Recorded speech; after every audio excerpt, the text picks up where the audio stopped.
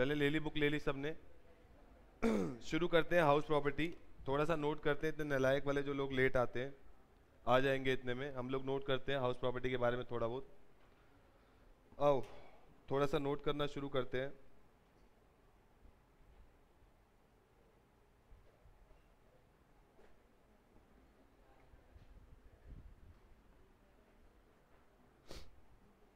सबसे पहले income tax act 1961।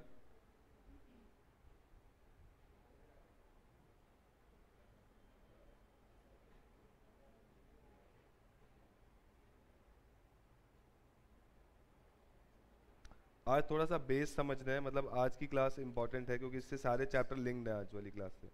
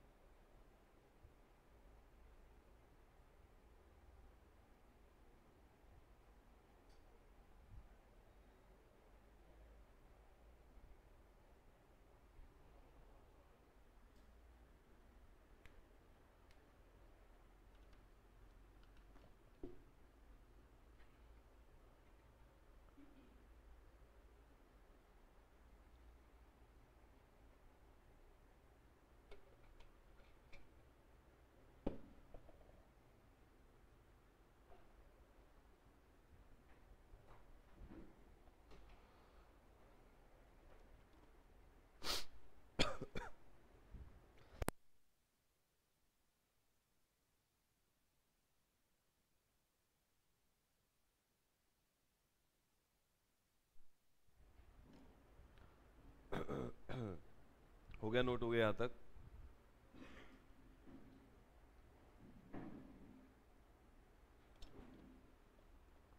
चले आगे चले, हो गया नोट यहाँ तक?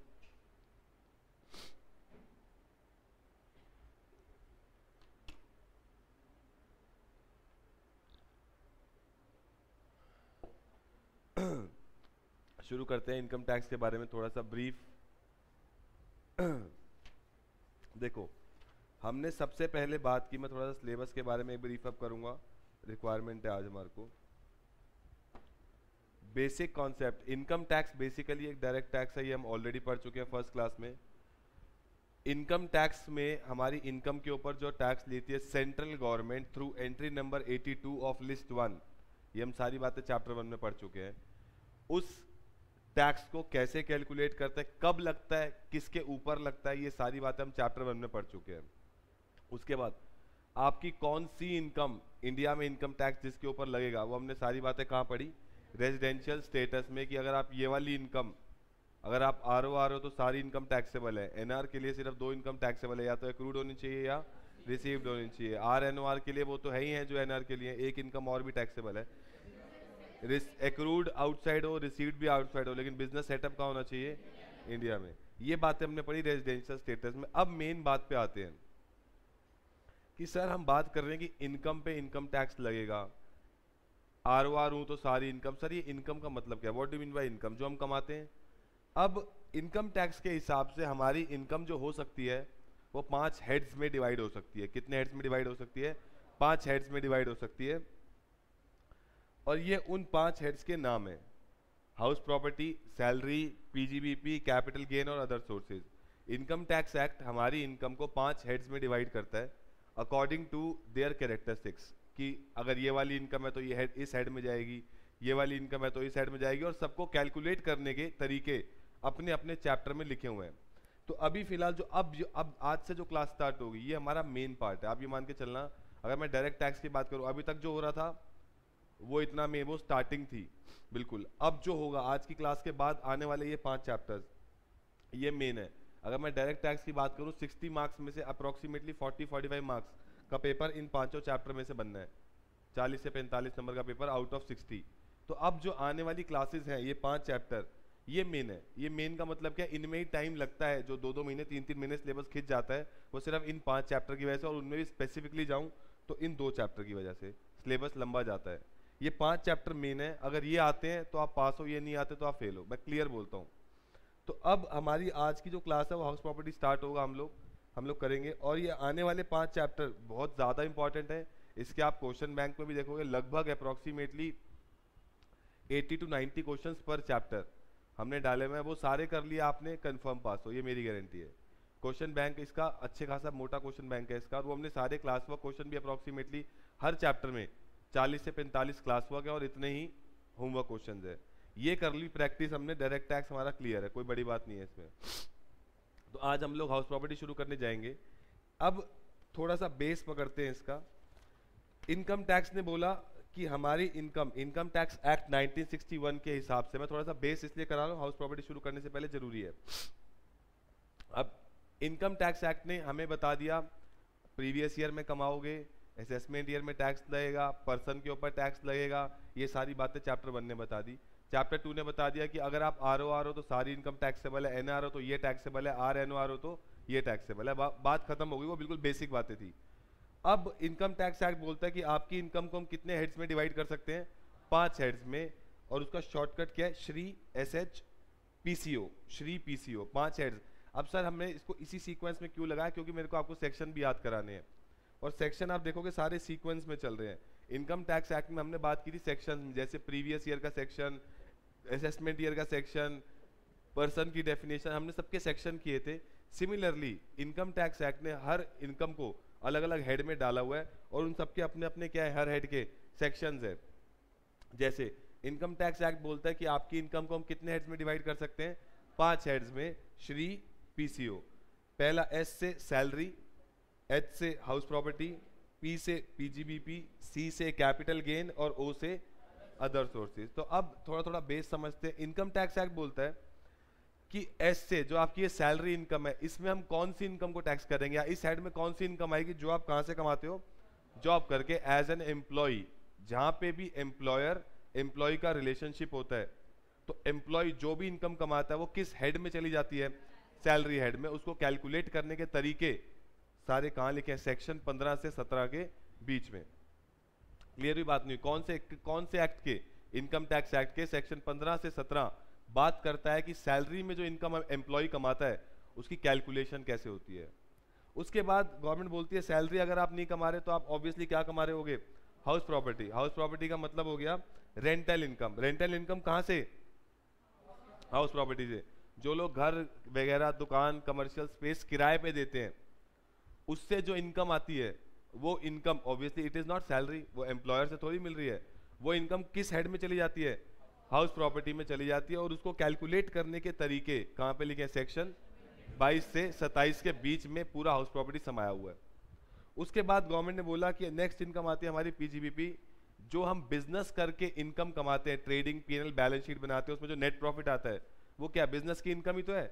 उस इनकम पे टैक्स कौन से हेड में लगेगा, पीजीबीपी में, profit and gain from business and profession. PGBP की full form profit and gains from business and profession. जो भी आप बिजनेस से इनकम कमाओगे वो कौन से हेड में चली जाएगी, पीजीबीपी में। और उसकी कैलकुलेशन कैसे करते हैं, ये सेक्शन कहां पे है, 28 से 44 डीबी। उसके बाद नेक्स्ट आई इनकम हमारी कैपिटल गेन। ये इनकम कब होती है आपको, जब आप अपनी एसेट को सेल करते हो। अब what do mean by asset, what do mean by sale, ये सारी डिटेल में बातें हम पढ़ेंगे जब हम चैप्टर शुरू करेंगे कैपिटल गेन। तो कैपिटल गेन में वो सारी इनकम चली जाती है जो आप एसेट को बेच के आती है, एसेट को सेल करके जो आप इनकम कमाते हो, that is capital gain. Stock को सेल करना, मैं उसकी बात नहीं कर रहा, स्टॉक को सेल करना इज योर बिजनेस। स्टॉक को सेल करके जो इनकम आएगी वो कहां जाएगी, पीजीबीपी में। लेकिन जो एसेट को सेल करके इनकम आएगी वो कहां जाएगी, कैपिटल गेन में। और गवर्नमेंट कहती है अगर आप इन चारों में से कोई भी इनकम नहीं कमा रहे, इनके अलावा कोई इनकम कमा रहे हो, वो सारी इनकम कहां चली जाएगी, अदर सोर्सेज। नाम से ही क्लियर हो रहा है कहां पे चली जाएगी, अदर सोर्सेज में। और अदर सोर्सेज की बातें कहां पे है, 56 से 59। क्लियर हुई बात नहीं हुई। अब हम इनकम टैक्स को, मतलब मैं कैसे पढ़ाता हूँ, 3 पार्ट में। पहले हमने पढ़ी बेसिक बातें, बेसिक बातें खत्म हो गई। उसके बाद हम इनकम को कैलकुलेट करना सीखेंगे। अब ये 5 चैप्टर में मैं आपको टैक्स निकालना नहीं सिखाऊंगा। इन 5 चैप्टर में क्या सिखाऊंगा, इनकम कैसे कैलकुलेट होगी। हाउस प्रॉपर्टी की अगर मेरी इनकम है तो ऑब्वियसली कुछ खर्चे भी होंगे। जिस बंदे ने मुझे ये जगह किराए पे दे रखी है, मैं उसको रेंट देता हूँ, उसके लिए वो इनकम कौन से हेड में चली जाती होगी, हाउस प्रॉपर्टी में, क्योंकि उसके लिए वो रेंटल इनकम है। लेकिन उसको इस बिल्डिंग को मेंटेन करने के, मैं उससे हर साल बोलता हूँ भाई व्हाइट वॉश करा के दो मेरे को, बिल्डिंग टूट जाती है मेरे को रिपेयर करा के दो, तो बिल्डिंग को मेंटेन करने के लिए उसके कुछ खर्चे भी तो हैं। तो receipts minus expenses is my income. वो कैसे कैलकुलेट करते हैं वो भी हम सीखेंगे हाउस प्रॉपर्टी में। तो मैं टैक्स को 3 पार्ट में आपको कराऊंगा। पहला पार्ट हमारा बेसिक्स, बिल्कुल बेसिक्स, कि इनकम टैक्स कब बना, कैसे बना, कौन सी इनकम, क्या फलान ढिकान, वो सारी बातें हम कर चुके हैं। अब हम इन 5 चैप्टर में क्या सीखेंगे, इनकम कैसे कैलकुलेट होती है। और 40 to 45 मार्क्स का पेपर इन 5 चैप्टर में से बनता है। थर्ड पार्ट क्या आता है, अब मेरे को इनकम पता लग गई किसके ऊपर टैक्स लगता है, मैं उसकी इनकम कैलकुलेट कर पा रहा हूं ये 5 चैप्टर पढ़ने के बाद। तो थर्ड स्टेप क्या आएगा, अब भाई टैक्स कैलकुलेट कर दो, इसका टैक्स कितना बन रहा है, इनकम टैक्स, वो हम थर्ड पार्ट में करते हैं। मेरा यहाँ पे अभी टारगेट क्या है कि मैं ये 5 चैप्टर्स में आपको इनकम निकालनी अगर आ गई तो रिजल्ट मेरा तो अच्छा है ही है, तुम्हारा भी अच्छा हो जाएगा। तो ये भी 5 चैप्टर बिल्कुल फोकस से पढ़ना, अच्छे से पढ़ना। ये 5 चैप्टर मेन है, मैं बार बार बोल रहा हूँ। ये 5 चैप्टर ढंग से हो गए, इसके बाद कुछ नहीं है इनकम टैक्स में। और ये 5 चैप्टर भी बहुत आसान है, पर अब ऑफ मत लेना। अब हम शुरू करने जा रहे हैं income under the head house property. Clear हुई बात नहीं। अब हम यहाँ पे क्या सीखेंगे कि अगर किसी व्यक्ति ने रेंटल इनकम या अपनी जमीन किराए पे दे रखी है, उससे जो उसको रेंटल इनकम आ रही है वो इनकम कौन से हेड में चली जाएगी, हाउस प्रॉपर्टी में। और उसकी calculation as per section 22 to 27 कैसे होती है, ये हम सीखेंगे आज। तो सबसे पहले हेडिंग डालते हैं इनकम, ये क्लियर हो गया चार्ट ये। अब हेडिंग डालते हैं income under the head house property.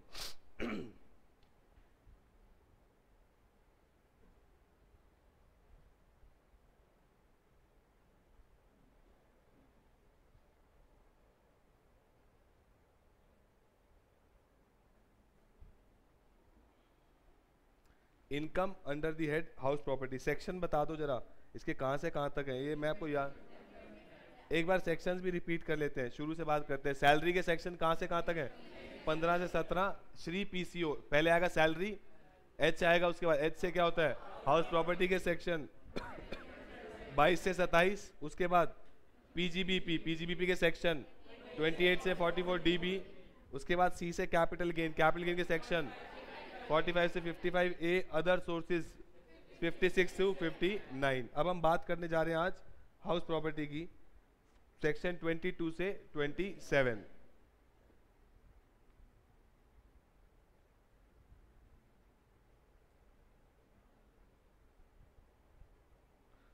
अब ऑब्वियसली हाउस प्रॉपर्टी शुरू हो रहा है सेक्शन 22 से 27 में, तो ऑब्वियसली सबसे पहले सेक्शन कौन सा आएगा, 22। मेरे को सिर्फ हाउस प्रॉपर्टी की बात करनी है, सेक्शन नंबर 22। इसके आगे लिखो, इस सेक्शन के ना कोई नाम नहीं होते, बट हम नाम बना देते हैं सो दैट आपको इजीली समझ में आए सेक्शन में होगा क्या।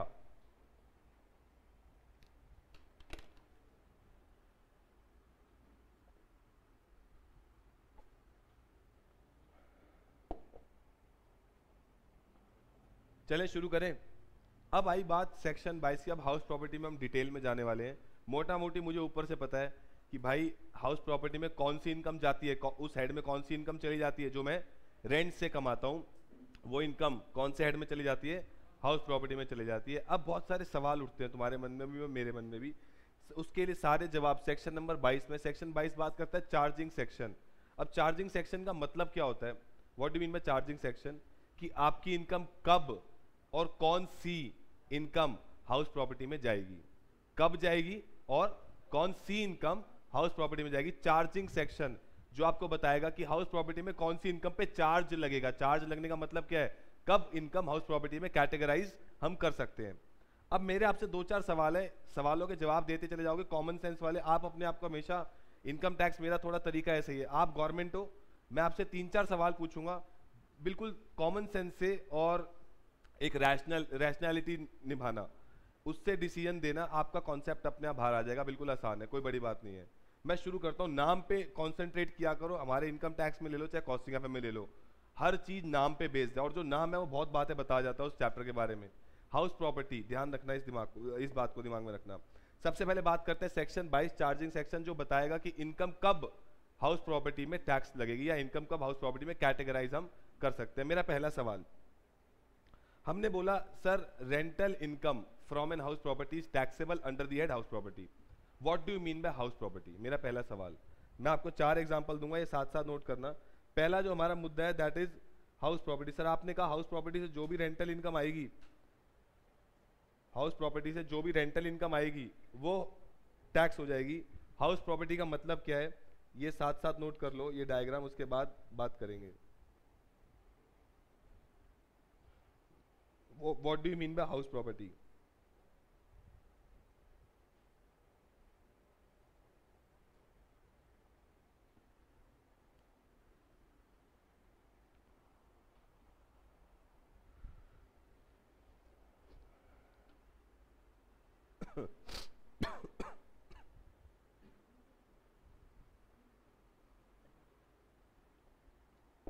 What do you mean by house property.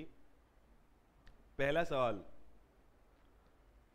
जमीन सिर्फ लैंड किराए पे देना, मैंने किसी को लैंड किराए पे दे रखी है, जमीन सिर्फ जमीन किराए पे दे रखी है, उस पर कुछ बना नहीं हुआ, उससे मुझे रेंटल इनकम आ रही है, क्या वो इनकम हाउस प्रॉपर्टी में जाएगी।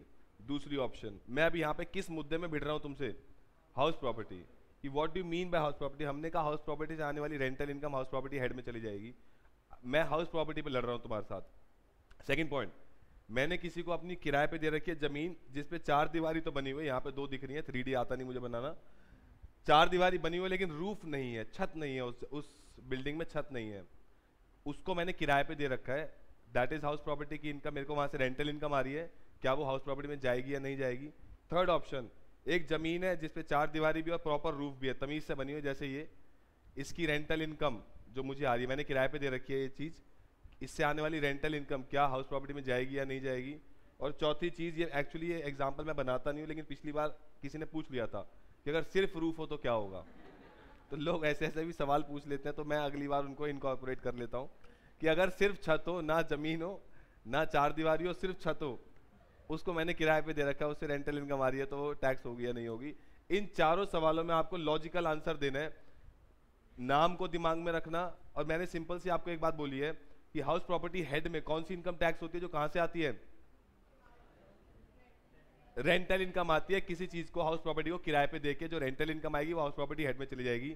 नाउ इन चारों को मैंने किराए पे दे रखा है, कौन सी इनकम हाउस प्रॉपर्टी में जानी चाहिए,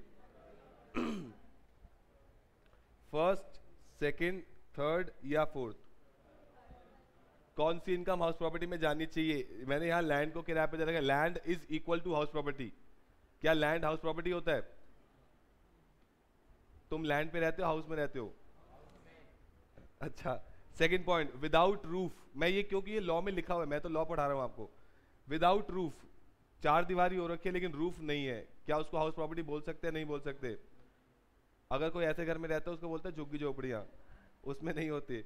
नेक्स्ट सी पॉइंट क्या होता है, जिसमें रूफ भी है, तो कौन सी इनकम आपको लॉजिकली लग रही है, मैंने चारों चीजों को किराए पे दे रखे, कौन सी इनकम हाउस प्रॉपर्टी में जानी चाहिए, सी ऑप्शन। तो हाउस प्रॉपर्टी का मतलब अब तुम्हें समझ में आया नहीं आया? हाउस प्रॉपर्टी का मतलब क्या होता है? अ बिल्डिंग विद अ रूफ, एक बिल्डिंग जिसपे क्या होनी चाहिए? रूफ होनी चाहिए। अगर आप उसको किराए पे देते हो, उससे जो रेंटल इनकम आएगी वो कहाँ चली जाएगी? हाउस प्रॉपर्टी में। सर अगर मैं जमीन किराए पे देता हूँ और अगर मैं विदाउट रूफ कोई चीज किराए पे देता हूँ या मैं सिर्फ छत किराए पे देता हूँ, तो वो इनकम कहाँ जाएगी फिर? अगर यहाँ नहीं जाएगी तो कहाँ जाएगी? अदर सोर्सेज में चली जाएगी। ना तो वो सैलरी है, ना वो हाउस प्रॉपर्टी से आपने उसको बाहर कर दिया। कैपिटल गेन वो है नहीं क्योंकि आपने एसेट तो सेल करी नहीं, आपने तो किराए पे दिया है। और चौथी इनकम बिजनेस भी नहीं है हमारा ये, तो कहाँ चली जाएगी वो इनकम? अदर सोर्सेज में चली जाएगी। हाउस प्रॉपर्टी में अगर इनकम आएगी वो कब आएगी? जब आप रेंटल इनकम कमा रहे हो, लेकिन किस चीज को किराए पे देके? हाउस प्रॉपर्टी का। And what do mean by house property? A building with a roof. Clear होगी बात? ये अभी हम लोग डायग्रामेटिकली कर रहे हैं, इसको तमीज से भी लिखेंगे भी सही, नोट्स भी बनाएंगे, तुम्हें लिखने की कुछ जरूरत नहीं है। नेक्स्ट, ये पहला मुद्दा हुआ मेरा। दूसरा मुद्दा लड़ने वाला। अब ध्यान से सुनना कहानी। ये बिल्डिंग मैंने किराए पे ले रखी है, मैं उसको हर महीने रेंट देता हूँ, ठीक है? वो इस बिल्डिंग का ओनर है, मैं इस बिल्डिंग का क्या हूँ? टेनेंट। मुझे क्या बोलेंगे? टेनेंट। और जो मालिक है उसको क्या बोलेंगे? ओनर। तो ओनर के लिए वो इनकम कहाँ टैक्स होगी? हाउस प्रॉपर्टी में। हाउस प्रॉपर्टी में चली जाएगी क्योंकि उसने मुझे जमीन मतलब जगह किराए पे दे रखी है, मैं उसको रेंट पे करता हूँ, उसके लिए वो rental income from house property है, तो वो कहाँ टैक्स होनी चाहिए? हाउस प्रॉपर्टी में। अब होता क्या, आगे कहानी सुनना। मैं उसे जो रेंट देता हूँ उसके लिए हाउस प्रॉपर्टी में चला जाएगा। अब मैं यहाँ का टेनेंट हूँ। अब मैं क्या करता हूँ, संडे संडे हमारे यहाँ कोई क्लास नहीं होती, मेरे पास काफी लोग आते हैं, उनको संडे संडे क्लासेस चाहिए होती है, बनी बनाया सेटअप चाहिए होता है। तो मैं कहता हूँ यार ठीक है, आप संडे के मुझे 10,000 रुपये दे दो, एक दिन के लिए आप मेरे से जमीन मतलब ये जगह किराए पे ले लो। मैं उनको संडे संडे को सिर्फ अपना जगह किराए पे देता हूँ, एवरी संडे। 4 संडे मेरी मंथ की इनकम होगी 40,000 रुपये और साल की इनकम हो गई 4,80,000 रुपये। ये मैं उनको देता हूँ संडे संडे को किराए पे। मेरे लिए इनकम क्या है? हाउस प्रॉपर्टी है या नहीं है? इसमें सवाल लड़ने वाली बात क्या है? देखो लड़ने वाली बात मैं कहाँ लड़ रहा हूँ तुमसे, मैं ओनर हूं या नहीं हूं? पहली बात, मैं यहाँ का ओनर नहीं हूं, मैं यहाँ का क्या हूं? टेनेंट। और जिसको मैं किराए पे देता हूं वो क्या कहलाएगा? सब टेनेंट। उसको हम क्या बोलेंगे?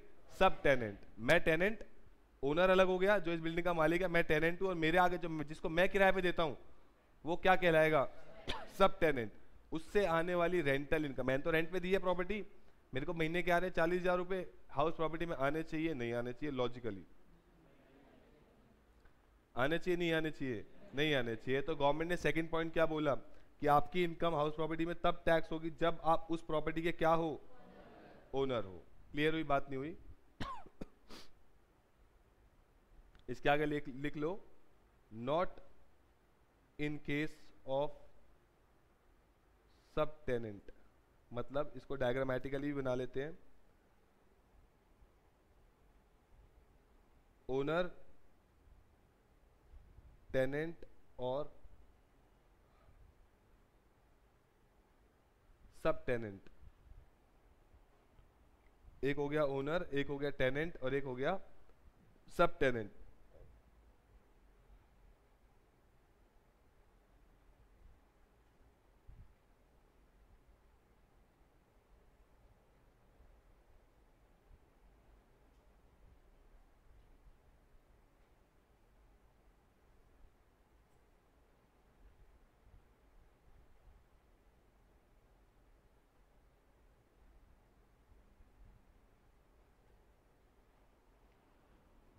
जो टेनेंट ओनर को रेंटल इनकम जनरेट करवा रहा है वो रेंटल इनकम हाउस प्रॉपर्टी में टैक्स होगी, और जो सब टेनेंट से टेनेंट को आ रही है वो हाउस प्रॉपर्टी में टैक्स नहीं होगी।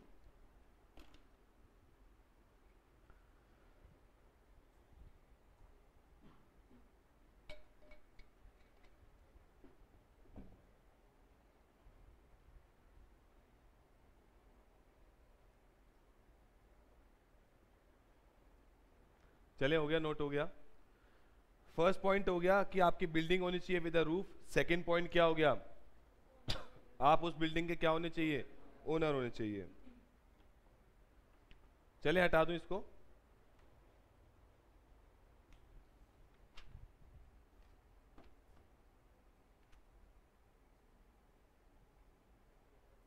थर्ड पॉइंट, थर्ड एग्जांपल देखना। मैं गया एक प्रॉपर्टी डीलर के पास, मैं गया एक प्रॉपर्टी डीलर के पास, obviously he is a property dealer, तो उसका तो बिजनेस है किस चीज का, प्रॉपर्टी किराए पे देने का, सेल परचेज का बिजनेस है उसका। उसने मुझे एक प्रॉपर्टी दिखाई, मेरी थोड़ी राइटिंग मतलब ड्राइंग पुअर है, आपको पता लग ही गया होगा, तो इस पे हंसे ना। तो प्रॉपर्टी डीलर ने मुझे एक घर दिखाया किराए के लिए, मैंने उसको फाइनल कर दिया और मैं उसको हर महीने दो चीज दूंगा। अब एक तो उसको क्या दूंगा, रेंट हर महीने का। ये घर किसका है, ये मैं कह रहा हूँ ये घर भी प्रॉपर्टी डीलर का ही है। एक प्रॉपर्टी डीलर है जिसने मुझे घर दिखाया, जिसका खुद का घर है ये। उसने कहा जी मेरा घर खाली पड़ा है, मतलब मैं, मेरा तो बिजनेस है, मेरे पास तो 10-15 घर खाली पड़े हैं, मेरे खुद के हैं, वो ओन्ड है, आप इसमें से कोई किराए पे ले लो। मैंने कहा ठीक है। तो वो मेरे से हर महीने तो ऑब्वियसली रेंट तो चार्ज करेगा ही, मंथली रेंट। लेकिन जब, अगर आपको पता हो, प्रॉपर्टी डीलर जब भी आपको कोई चीज़ दिलवाते हैं तो वो क्या चार्ज करते हैं, कमीशन। 15 दिन का रेंट या 1 महीने का rent, what ever is the market rate, वो आपसे चार्ज करते हैं। अब प्रॉपर्टी डीलर के पास दो टाइप की इनकम जा रही है। पहली इनकम जा रही है हर महीने का रेंट उस प्रॉपर्टी के लिए, और दूसरी इनकम कौन सी जा रही है, कमीशन। लॉजिकली बताना, प्रॉपर्टी डीलर के पास जो रेंट जा रहा है वो कहाँ टैक्स होना चाहिए, और कमीशन जा रही है जो, वो कहाँ टैक्स होनी चाहिए। कम रेंट कहाँ टैक्स होना चाहिए, हाउस प्रॉपर्टी में होना चाहिए। और कमीशन जो वो चार्ज करता है वो उसका बिजनेस है, तो कमीशन उसके लिए कौन सी इनकम हो गई, profit and gains from business and profession. Clear हो गई ना। तो वो उसकी सैलरी है, मेरा एम्प्लॉय तो नहीं है, ना वो हाउस प्रॉपर्टी की इनकम है, ना उसने कोई एसेट बेची है, ना कैपिटल गेन है। तो इनकम कहाँ चली गई, पीजीबीपी, क्योंकि उसका बिजनेस है जगह किराए पे दिलवाने का, तो उसके लिए उसको क्या मिलती है, कमीशन मिलती है। तो कमीशन कहाँ टैक्स हो जाएगी, पीजीबीपी में। क्लियर होगी बात। लेकिन जो रेंट चार्ज कर रहा है वो रेंट कहाँ टैक्स होगा, हाउस प्रॉपर्टी में। क्लियर होगी बात। ये अभी सेक्शन 22 ही चल रहा है, चार्जिंग सेक्शन, जिसमें 4-5 बातें हैं। पहली बात हम कर चुके हैं, बिल्डिंग विद अ रूफ होनी चाहिए। सेकंड, अगर आपकी इनकम हाउस प्रॉपर्टी में कब टैक्स होगी, जब आप उसके क्या हो, ओनर हो। और थर्ड बात, प्रॉपर्टी डीलर के लिए भी रेंटल इनकम हाउस प्रॉपर्टी है, कमीशन पीजीबीपी है।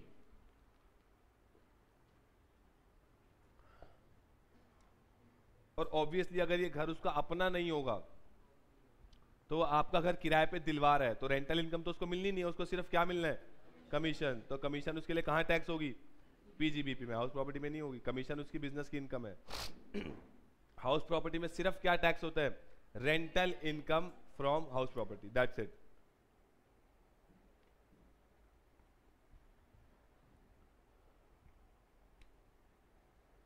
चलें आगे चलें। चौथी बात और लास्ट बात इस सेक्शन की, लॉजिकली सुनना और बताना। मैं आपको 2 केस दूंगा, तुम बताना क्या सही है क्या गलत है, कॉमन सेंस लगाना थोड़ी सी। पहली बात, पहली ऑप्शन दे रहा हूं, ध्यान से सुनना पूरा केस।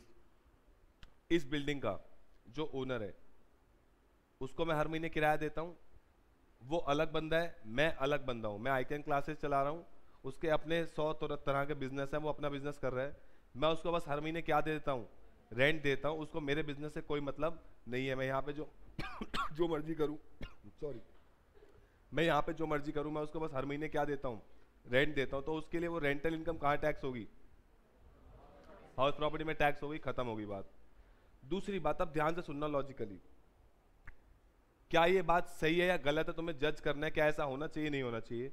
सेकंड बात, अब उसने क्या सोचा कि यार मेरे को रेंटल इनकम नहीं चाहिए, मैं इस बिल्डिंग में अपना बिजनेस खोलना चाहता हूँ। ये बात कौन सोच रहा है, ओनर। ओनर ये बात सोच रहा है कि मैं इस बिल्डिंग में क्या करना चाहता हूँ, अपना बिजनेस खोलना चाहता हूँ, रेंटल इनकम से मैं संतुष्ट नहीं हूँ। तो उसने क्या किया, इस बिल्डिंग में अपना बिजनेस खोल लिया। अब जब इस बिल्डिंग में अपना बिजनेस खोल लिया तो ऑब्वियसली रेंटल इनकम आनी बंद हो गई, रेंटल इनकम थोड़ी आएगी, अब नहीं आएगी रेंटल इनकम। तो गवर्नमेंट उसको ये कहे, मैं पूछ रहा हूँ सही है गलत है, हाँ या ना, ऐसा होना चाहिए।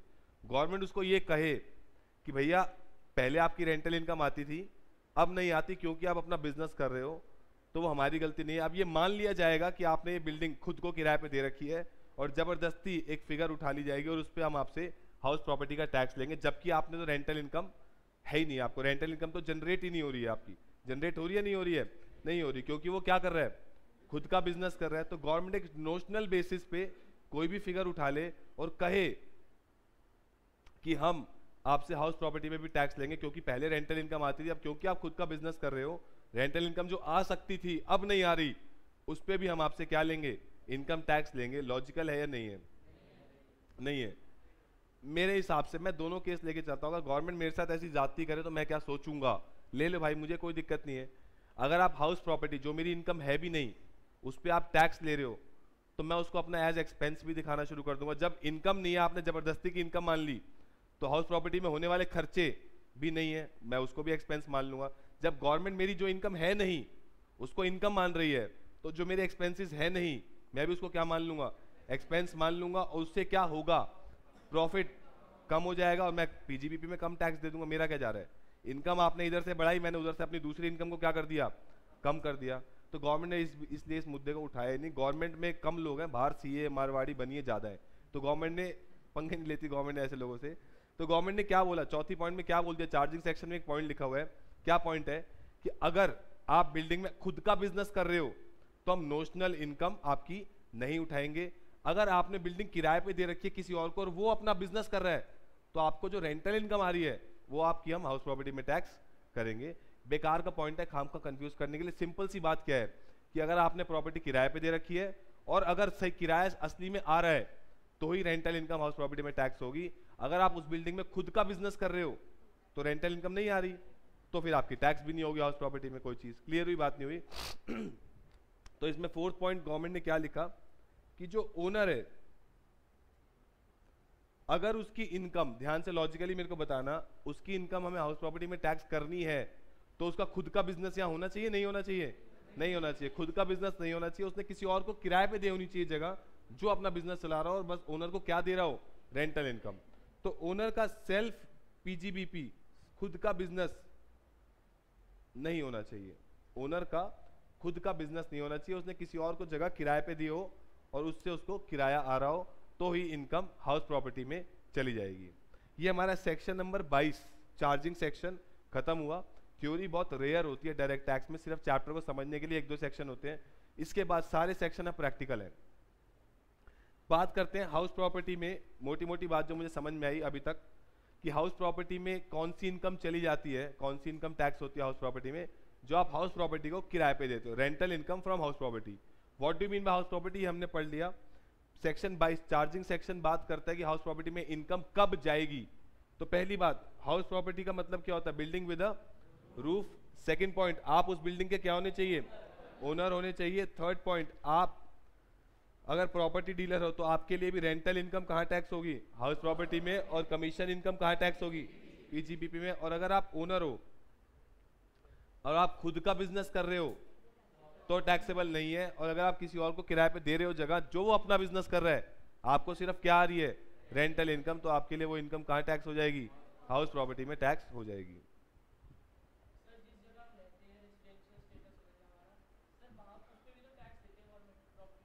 मतलब वो अलग चीज हो गई, वो रेंटल इनकम नहीं, वो तो प्रॉपर्टी टैक्स। अभी ही इज टॉकिंग, वो इस चैप्टर में आएगा। अभी he is talking about municipal tax, house tax, जो आपने देखा होगा आपके माँ बाप लास्ट साल में एक बार, एंड में एक बार भरते हैं हाउस प्रॉपर्टी का टैक्स या म्युनिसिपल टैक्सेस। वो एमसीडी लेती है आपसे, आप जो सेवाएं यूज करो, सुबह उठ के जो आप काम करते हो उसकी सफाई के लिए एमसीडी आपसे एक टैक्स लेती है, दैट इज म्युनिसिपल टैक्स। वो आपके घरों को सफाई प्रोवाइड करने के लिए या टॉयलेटरीज के रिलेटेड में जितनी भी चीजें होती है, एमसीडी वाले अब देखो आप जगह में सफाई करते हैं, ये सब चीजें करते हैं। तो हाउस को बेसिक फैसिलिटीज प्रोवाइड कराने के लिए जो भी टैक्स लगता है दैट इज म्युनिसिपल टैक्स, वो आपसे गवर्नमेंट लेती है। नाम तो बहुत सारे होता है, तेरे को घर में चुन्नू मुन्नू कुछ भी बुलाए तो तू ही रहेगा। तो municipal tax is equal to house property tax is equal to MCD का टैक्स, वो नाम अलग अलग है, बात एक ही है। चले आगे चले, अब इसके बारे में जरा थोड़ा लिख लेते हैं, अच्छी हैंड राइटिंग में ट्राई करते हैं, आ जाए, आओ लिखो। पहला पॉइंट क्या था, property should consist of a building. लिखो first point,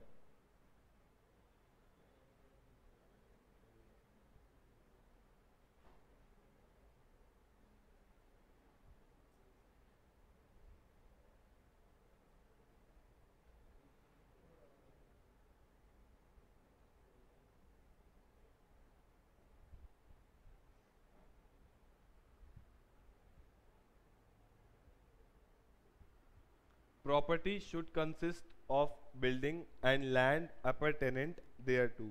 What do you mean by appurtenant?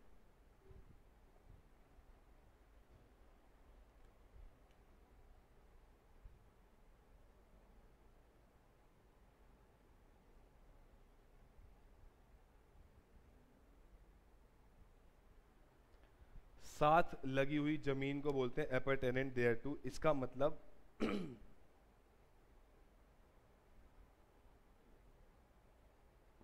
जैसे आजकल की कोठी सिस्टम है कि कोठी में आगे थोड़ा सा गार्डन होता है, जमीन होती है, उसके बाद पीछे जाके बिल्डिंग या घर बना होता है, और मैंने ये कोठी पूरी किराए पे दी है 60,000 रुपए के हिसाब से, पर मंथ के हिसाब से, तो आप कहो जी नहीं मैं तो इसका किराया अलग निकालूंगा, क्योंकि सर ने कहा था हाउस प्रॉपर्टी में कौन सी इनकम जाती है, जो बिल्डिंग विद अ रूफ हो उससे को आप किराए पे दोगे तो वहां से जो इनकम आएगी that is taxable under the house property.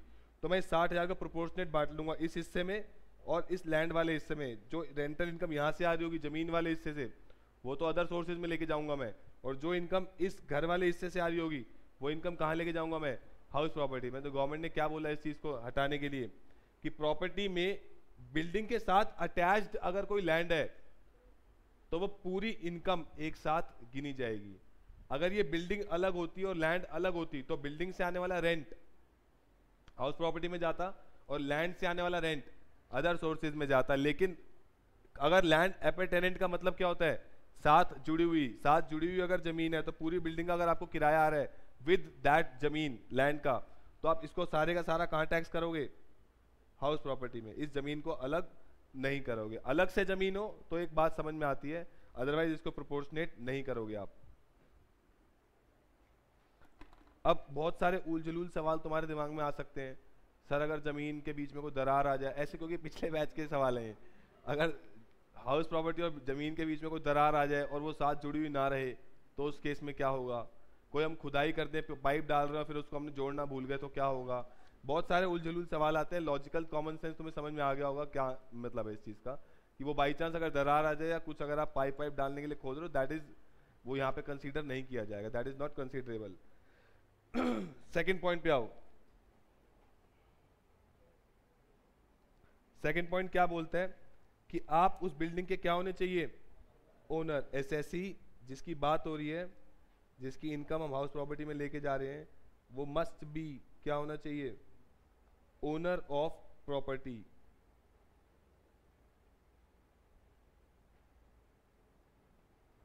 Owner होना चाहिए।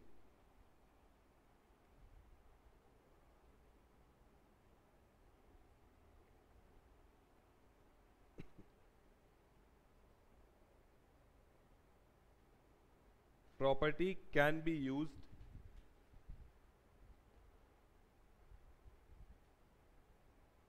for any purpose. Property can be used for any purpose, but not for any self business और प्रोफेशन। खुद का बिजनेस नहीं होना चाहिए।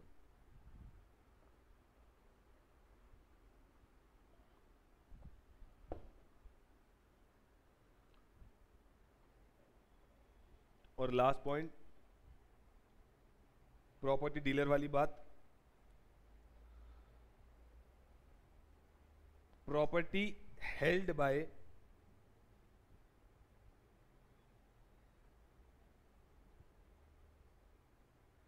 property dealer, property held by property dealer, comma, rental income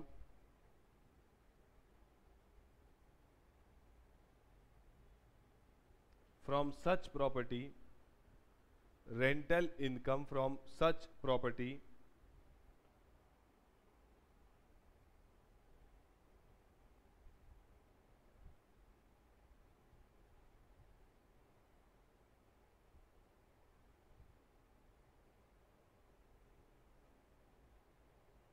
should be taxable under the head। Under head, UH का मतलब होता है अंडर हेड हाउस प्रॉपर्टी। कौन से हेड में चली जाएगी वो, हाउस प्रॉपर्टी में चली जाएगी।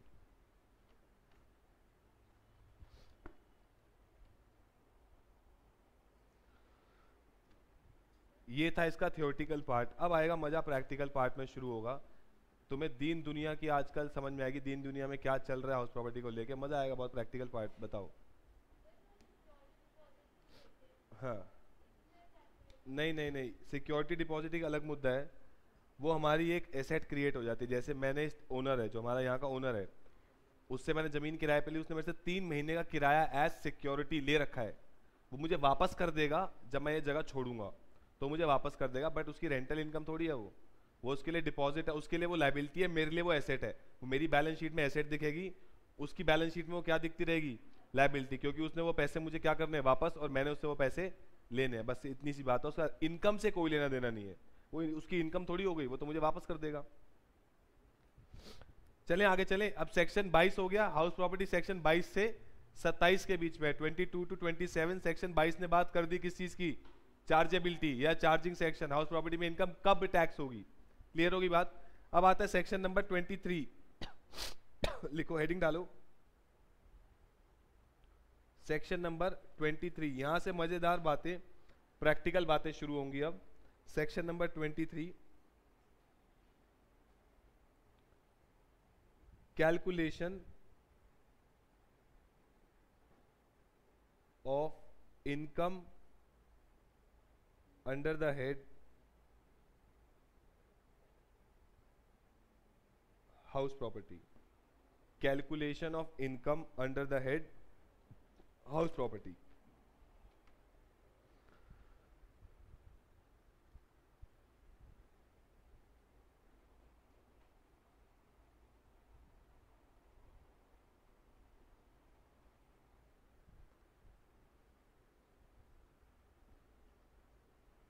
चलें शुरू करें। अब एक एग्जाम्पल लेते हैं ध्यान से सुनना एग्जाम्पल, कॉन्सेप्ट आप खुद बनाओगे। मिस्टर ए ने मिस्टर बी को जगह किराए पे दे रखी है। मिस्टर ए ओनर है, तो ऑब्वियसली मिस्टर बी क्या होगा, टेनेंट। मिस्टर ए ने मिस्टर बी को जगह दे रखी है किराए पे at the rate 50,000 per month. अब मैं बात नहीं करूंगा हाउस प्रॉपर्टी दे रखी है, जमीन दे रखी है, रूफ दे रखी है, वो बातें सिर्फ समझने के लिए थी, वो वहां चली गई हैं। अब हम यहाँ पे हम सिर्फ कैलकुलेशन की बात करेंगे, थियोरेटिकल बातें नहीं करेंगे। सर उसने जमीन दी है किराए पे, क्या दिया किराए पे, क्या नहीं दिया, मैं बार बार उसकी बात नहीं करूंगा, वो हम पीछे वाले सेक्शन में छोड़ आए। अब हम यहाँ बात करेंगे कैलकुलेशन की। मिस्टर ए ओनर है, उसने बी को टेनेंट को जगह किराए पे दे रखी है 50,000 पर मंथ, और बी से सेटिंग कर रखी है। क्या सेटिंग कर रखी है कि भाई बी एक काम करियो, मुझे ना तू 40,000 पर मंथ तो कैश में दे दियो, और 10,000 पर मंथ तू बैंक के थ्रू मेरे अकाउंट में डाल दियो। हम रेंट एग्रीमेंट जो बनाएंगे वो 10,000 के हिसाब से बनाएंगे, लेकिन जगह कितने में किराए पे दे रखी है, 50,000, और रेंट एग्रीमेंट जो बनाएंगे कितने के हिसाब से बनाएंगे, 10,000। तो तू मुझे 10,000 पर मंथ तो बैंक में देता रहियो, और 40,000 पर मंथ मुझे हर महीने कैसे दे दियो, कैश में। इससे आपको कुछ फ्रॉड की खुशबू आ रही होगी। क्या ये क्या चाह रहा है कि 40,000 पर मंथ, जब बैंक में आ नहीं रही, सरकार को कैसे पता लगेगा मैं कमा रहा हूं, मैं उसको फालतू खर्चों में इस्तेमाल कर लूंगा, जो मेरे घर के खर्चे होते हैं मैं उसको वहां यूज कर लूंगा, या कहीं भी यूज कर लूंगा, वो एक अलग मुद्दा है। वो हम सीखेंगे कि ब्लैक की मनी कहाँ यूज की जा सकती है, वो भी सिखाऊंगा उसको, टेंशन मत लो। तो वो हम कहाँ यूज कर सकते हैं, वो अलग मुद्दे हैं, मैं उसकी बात नहीं कर रहा हूँ अभी। अभी पहले इकट्ठा तो करो, पहले थोड़ा इकट्ठा कर लो, फिर आ जाना थोड़े टाइम बाद मेरे साथ, मैं सिखा दूंगा। तो अभी हम इकट्ठा करेंगे पहले, अभी हमारी उम्र इकट्ठा करने वाली है, यूज करने वाली बाद में आएगी। तो 40,000 पर मंथ, उसके पास कैश इकट्ठा होता चला जाएगा, वो उसका जो मर्जी करे, हमें उससे लेना देना नहीं है। पर सरकार की नजरों में उसको रेंट कितना मिल रहा है, 10,000 पर मंथ, और एग्रीमेंट भी कितने से बना हुआ है, 10,000 पर मंथ। तो उसकी साल की इनकम 50,000 के हिसाब से देखी जाए तो 6 लाख पर एनम है, और 10,000 के हिसाब से देखी जाए 1,20,000, तो ये टैक्स भी 1,20,000 पे देगा, और जयराम जी की 4,80,000 पे टैक्स बचा गया। तो गवर्नमेंट ने इन चीजों को रोकने के लिए प्रॉपर रूल्स बना रखे हैं कि हाउस प्रॉपर्टी में इनकम कैसे कैलकुलेट होगी। गवर्नमेंट ने प्रॉपर रूल्स बना रखे हैं, और हमने उसको तोड़ने के भी प्रॉपर रूल्स बना रखे हैं, वो भी सीखेंगे हम लोग। तो गवर्नमेंट ने क्या रूल बना रखे, इनकम कैसे कैलकुलेट होती है वो हम सीखते हैं। हेडिंग डाल लो नेक्स्ट, फॉर्मेट फॉर कैलकुलेशन, वो रफ वर्क नोट करना है आपको।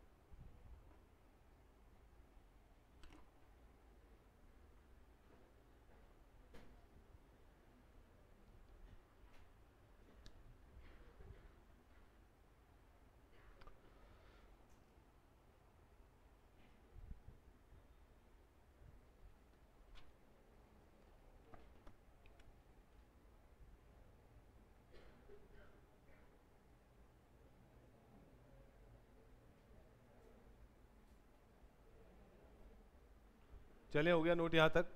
नेक्स्ट हेडिंग डालो, फॉर्मेट ऑफ कैलकुलेशन, कि हाउस प्रॉपर्टी में इनकम कैसे कैलकुलेट की जाती है, गवर्नमेंट ने इसके क्या रूल्स बना रखे हैं।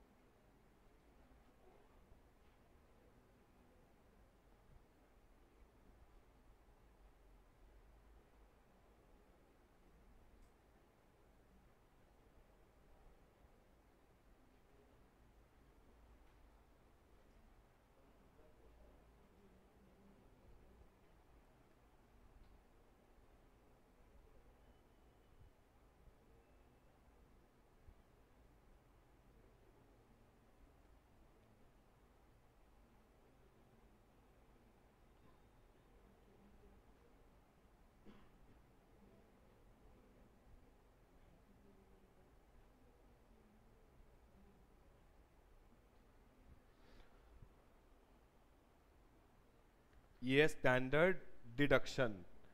डिडक्शन में पूरे नहीं लिखते, DED और उसके ऊपर N, स्टैंडर्ड डिडक्शन। अभी समझेंगे सब, पहले नोट कर लो।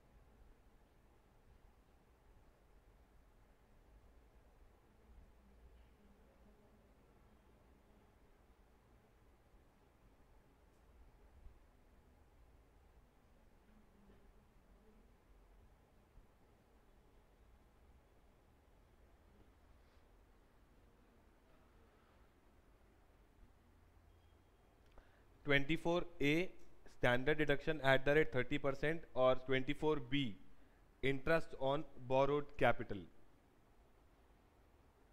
ये टेबल जिस दिन बनानी आ गई है तुम्हारे को चैप्टर खत्म हो जाएगा।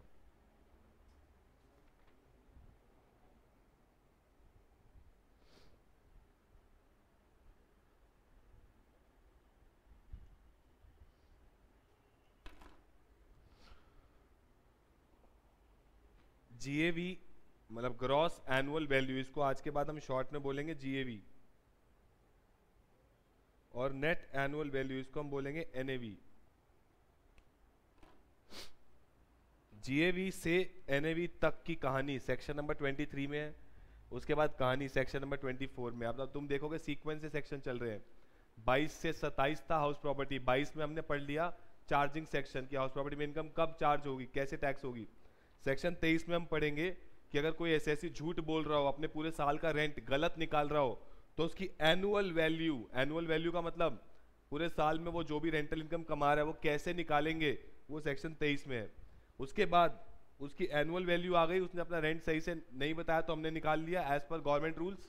उसके बाद उसके जो भी खर्चे होंगे पूरे साल के वो माइनस करेंगे, जो नेट इनकम आएगी वो हाउस प्रॉपर्टी में टैक्स करेंगे। ये हो गया, नोट हो गया। अब इसको पिछले कॉन्टेक्स्ट से थोड़ा सा रिलेट करते हैं। यहाँ पे ओनर, इस केस में ओनर झूठ बोल रहा था। झूठ क्या बोल रहा था कि उसका एक्चुअल रेंट का मतलब क्या होता है, जो वो एक्चुअल में अपने टेनेंट से ले रहा है। एक्चुअल रेंट था कितना, 50,000, लेकिन वो बता कितना रहा था, 10,000। झूठ बोल रहा था ताकि उसकी इनकम पूरे साल की कम काउंट हो, और कम इनकम होगी तो उस पर टैक्स भी कम लगेगा। इस चीज को रोकने के लिए गवर्नमेंट ने क्या बोला कि भाई तुम्हारे जो पूरे साल की रेंटल इनकम है that is called as gross annual value, वो हम निकालेंगे, हमारे रूल्स हैं। सर जीएवी कैसे निकालेगी, गवर्नमेंट निकालेगी, गवर्नमेंट के अपने रूल्स है, वो हम सीखेंगे। अभी मैं आपको टेबल एक्सप्लेन कर रहा हूँ, ये टेबल क्या कह रहा है। तो सबसे पहले जीएवी निकालना सीखेंगे। जीएवी में क्या सिखा रही है गवर्नमेंट हमारे को कि अगर कोई एसएससी अपना एक्चुअल रेंट कम बता रहा है या ज्यादा बता रहा है, तो ऑब्वियसली वो तो केस होगा नहीं, कम बता रहा है तो उसका रेंट हमें एनुअल बेसिस पे क्या लेना चाहिए, उसका झूठ कैसे ठीक किया जाएगा वो हम बताएंगे। तो गवर्नमेंट ने जीएवी निकालने के कुछ रूल्स हैं जो हमें सीखने हैं। पहला स्टेप वही है, पहले आप जीएवी निकालने के रूल सीखोगे, उससे आप हर केस में अगर कोई ऐसे झूठ बोल रहा हो तो उसके पूरे साल का रेंट वो कितना कमा रहा है वो आप इन रूल से निकाल पाओगे। तो वो आ गई पूरे साल का रेंट। ये जीएवी निकालने की नौबत क्यों आई सरकार को, क्योंकि एसएससी क्या कर रहा था, झूठ बोल रहा था। तो गवर्नमेंट ने जीएवी ग्रॉस का और नेट में क्या फर्क होता है, नेट में और ग्रॉस में क्या फर्क है। ग्रॉस में अभी कुछ खर्चे माइनस नहीं हुए होते, उसके में वो खर्चे माइनस कर दो तो क्या आ जाता है, नेट आ जाता है। जैसे इसको आप लिंक कर सकते हो ग्रॉस प्रॉफिट और नेट प्रॉफिट से। नेट प्रॉफिट का मतलब सारे खर्चे माइनस करने के बाद, ग्रॉस प्रॉफिट का मतलब कुछ खर्चे माइनस करने के बाद। डायरेक्ट खर्चे माइनस करने के बाद ग्रॉस प्रॉफिट आता है, और नेट प्रॉफिट कब आता है, इनडायरेक्ट भी जब माइनस कर दो तो नेट प्रॉफिट आ जाता है। उस चीज से लिंक करके समझो। पहले सरकार हमें क्या सिखा रही है, क्या निकालना, ग्रॉस एनुअल वैल्यू। नाम पे जाओ, नाम पे एनुअल मतलब पूरे साल की, वैल्यू मतलब पूरे साल की उसकी क्या वैल्यू है, क्या रेंटल इनकम वो पूरे साल में कमा रहा है। और ग्रॉस बेसिस पे, ग्रॉस बेसिस का मतलब क्या, अभी उसमें से खर्चे माइनस होने बाकी है। इस टेबल से 2 मिनट के लिए बाहर और सिंपल सी एक कहानी सुनो। एक ओनर है जो 6 लाख रुपए साल का रेंट कमा रहा है। लेट्स सपोज उस बिल्डिंग को मेंटेन करने के लिए जिससे वो रेंटल इनकम कमा रहा है उसके साल का 1 लाख रुपए खर्चा भी हो जाता है, एग्जाम्पल। तो सरकार आपसे टैक्स किस पे मांगेगी, 6 लाख जो आपकी रिसीट्स है पूरे साल की, या 6 लाख में से 1 लाख खर्चा भी हो रहा है, 5 लाख जो आपकी इनकम है उस पर टैक्स लगेगा। Very obvious, very simple thing कि गवर्नमेंट आपकी रिसीट्स पे टैक्स नहीं लेती, किस चीज पे लेती है, इनकम पे। तभी तो पीजीबीपी में जब हम पीएनएल बनाते हैं, इधर रिसीट्स लिखते हैं, इधर सारे एक्सपेंसेस लिखते हैं, और उसके बाद नेट प्रॉफिट जो आता है सरकार हमारे से नेट प्रॉफिट पे क्या लेती है, इनकम टैक्स, कि आपकी ये इनकम है इस पे हमें क्या दे दो, income tax. Similarly house property में क्या होता होगा, ओनर जो भी रेंटल इनकम कमा रहा है क्या वो टैक्स हो जाती होगी, या उसमें से पहले उसके खर्चे माइनस होते होंगे, पहले उसके खर्चे माइनस होते होंगे, उसके बाद जो उसे इनकम बचती होगी उस पे हाउस प्रॉपर्टी के हिसाब से क्या लगना चाहिए, टैक्स लगना चाहिए। उसी की कैलकुलेशन हमें सीखनी है। तो जीएवी का मतलब क्या हुआ, जीएवी का मतलब पूरे साल की annual value on gross basis कैसे निकाली जाएगी। ऐसे इसमें झूठ बोले सच बोले गवर्नमेंट ने रूल्स बना रखे हैं, उस रूल्स में अगर आप आओगे तो आपकी एनुअल वैल्यू अपने आप ठीक हो जाएगी, आप झूठ बोल ही नहीं पाओगे। Gross annual value. उसके बाद ग्रॉस में से सरकार क्या माइनस करवा रही है, आप खर्चे, कि आप पूरे साल में इतना रेंट कमा रहे हो, आपके 3 टाइप के खर्चे हम माइनस करवाएंगे, इससे ज्यादा नहीं करवाएंगे, क्योंकि आप इनकम, आप पहले तो इनकम कम कर रहे थे, वो हम कर नहीं पा रहे हो। क्यों नहीं कर पा रहे हो, क्योंकि हमने जीएवी निकालने के रूल्स बना दिए। अब इनकम कम नहीं कर पा रहे तो दूसरी हरकत क्या करेगा एसएससी, एक्सपेंसेस बढ़ा देगा। इनकम कम कर देगा, वो कर नहीं पा रहा तो गवर्नमेंट ने उसकी वापस से इनकम बढ़ा दी। अब वो क्या चाहेगा कि मेरे एक्सपेंसेस जो चाहे हो असली में कम रहे हो, लेकिन उसको क्या दिखाना चाहेगा, ज्यादा, ताकि इनकम क्या रह जाए, कम रह जाए और कम इनकम टैक्स देना पड़े। तो गवर्नमेंट ने एक्सपेंसेस के लिए भी क्या बोल दिया कि ये 3 एक्सपेंसेस हम माइनस करेंगे in relation to that house property from which you are getting the income.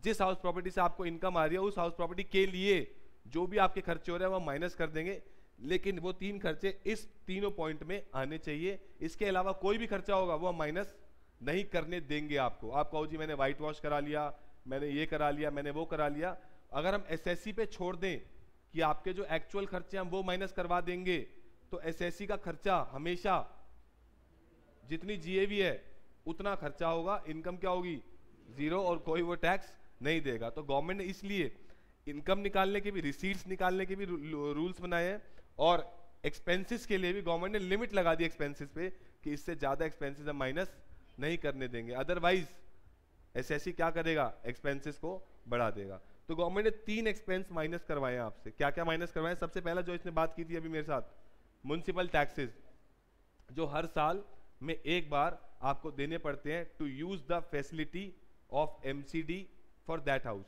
जो एमसीडी ने हमारे को टॉयलेट बना के दे रखे हैं, जो उसके वो गटर वटर साफ करते हैं, जो भी चीजें हैं उसके लिए वो क्या लेती है हमारे से, म्युनिसिपल टैक्स, हाउस प्रॉपर्टी पे टैक्स लेती है, हाउस टैक्स जिसे बोलते हैं हम लोग।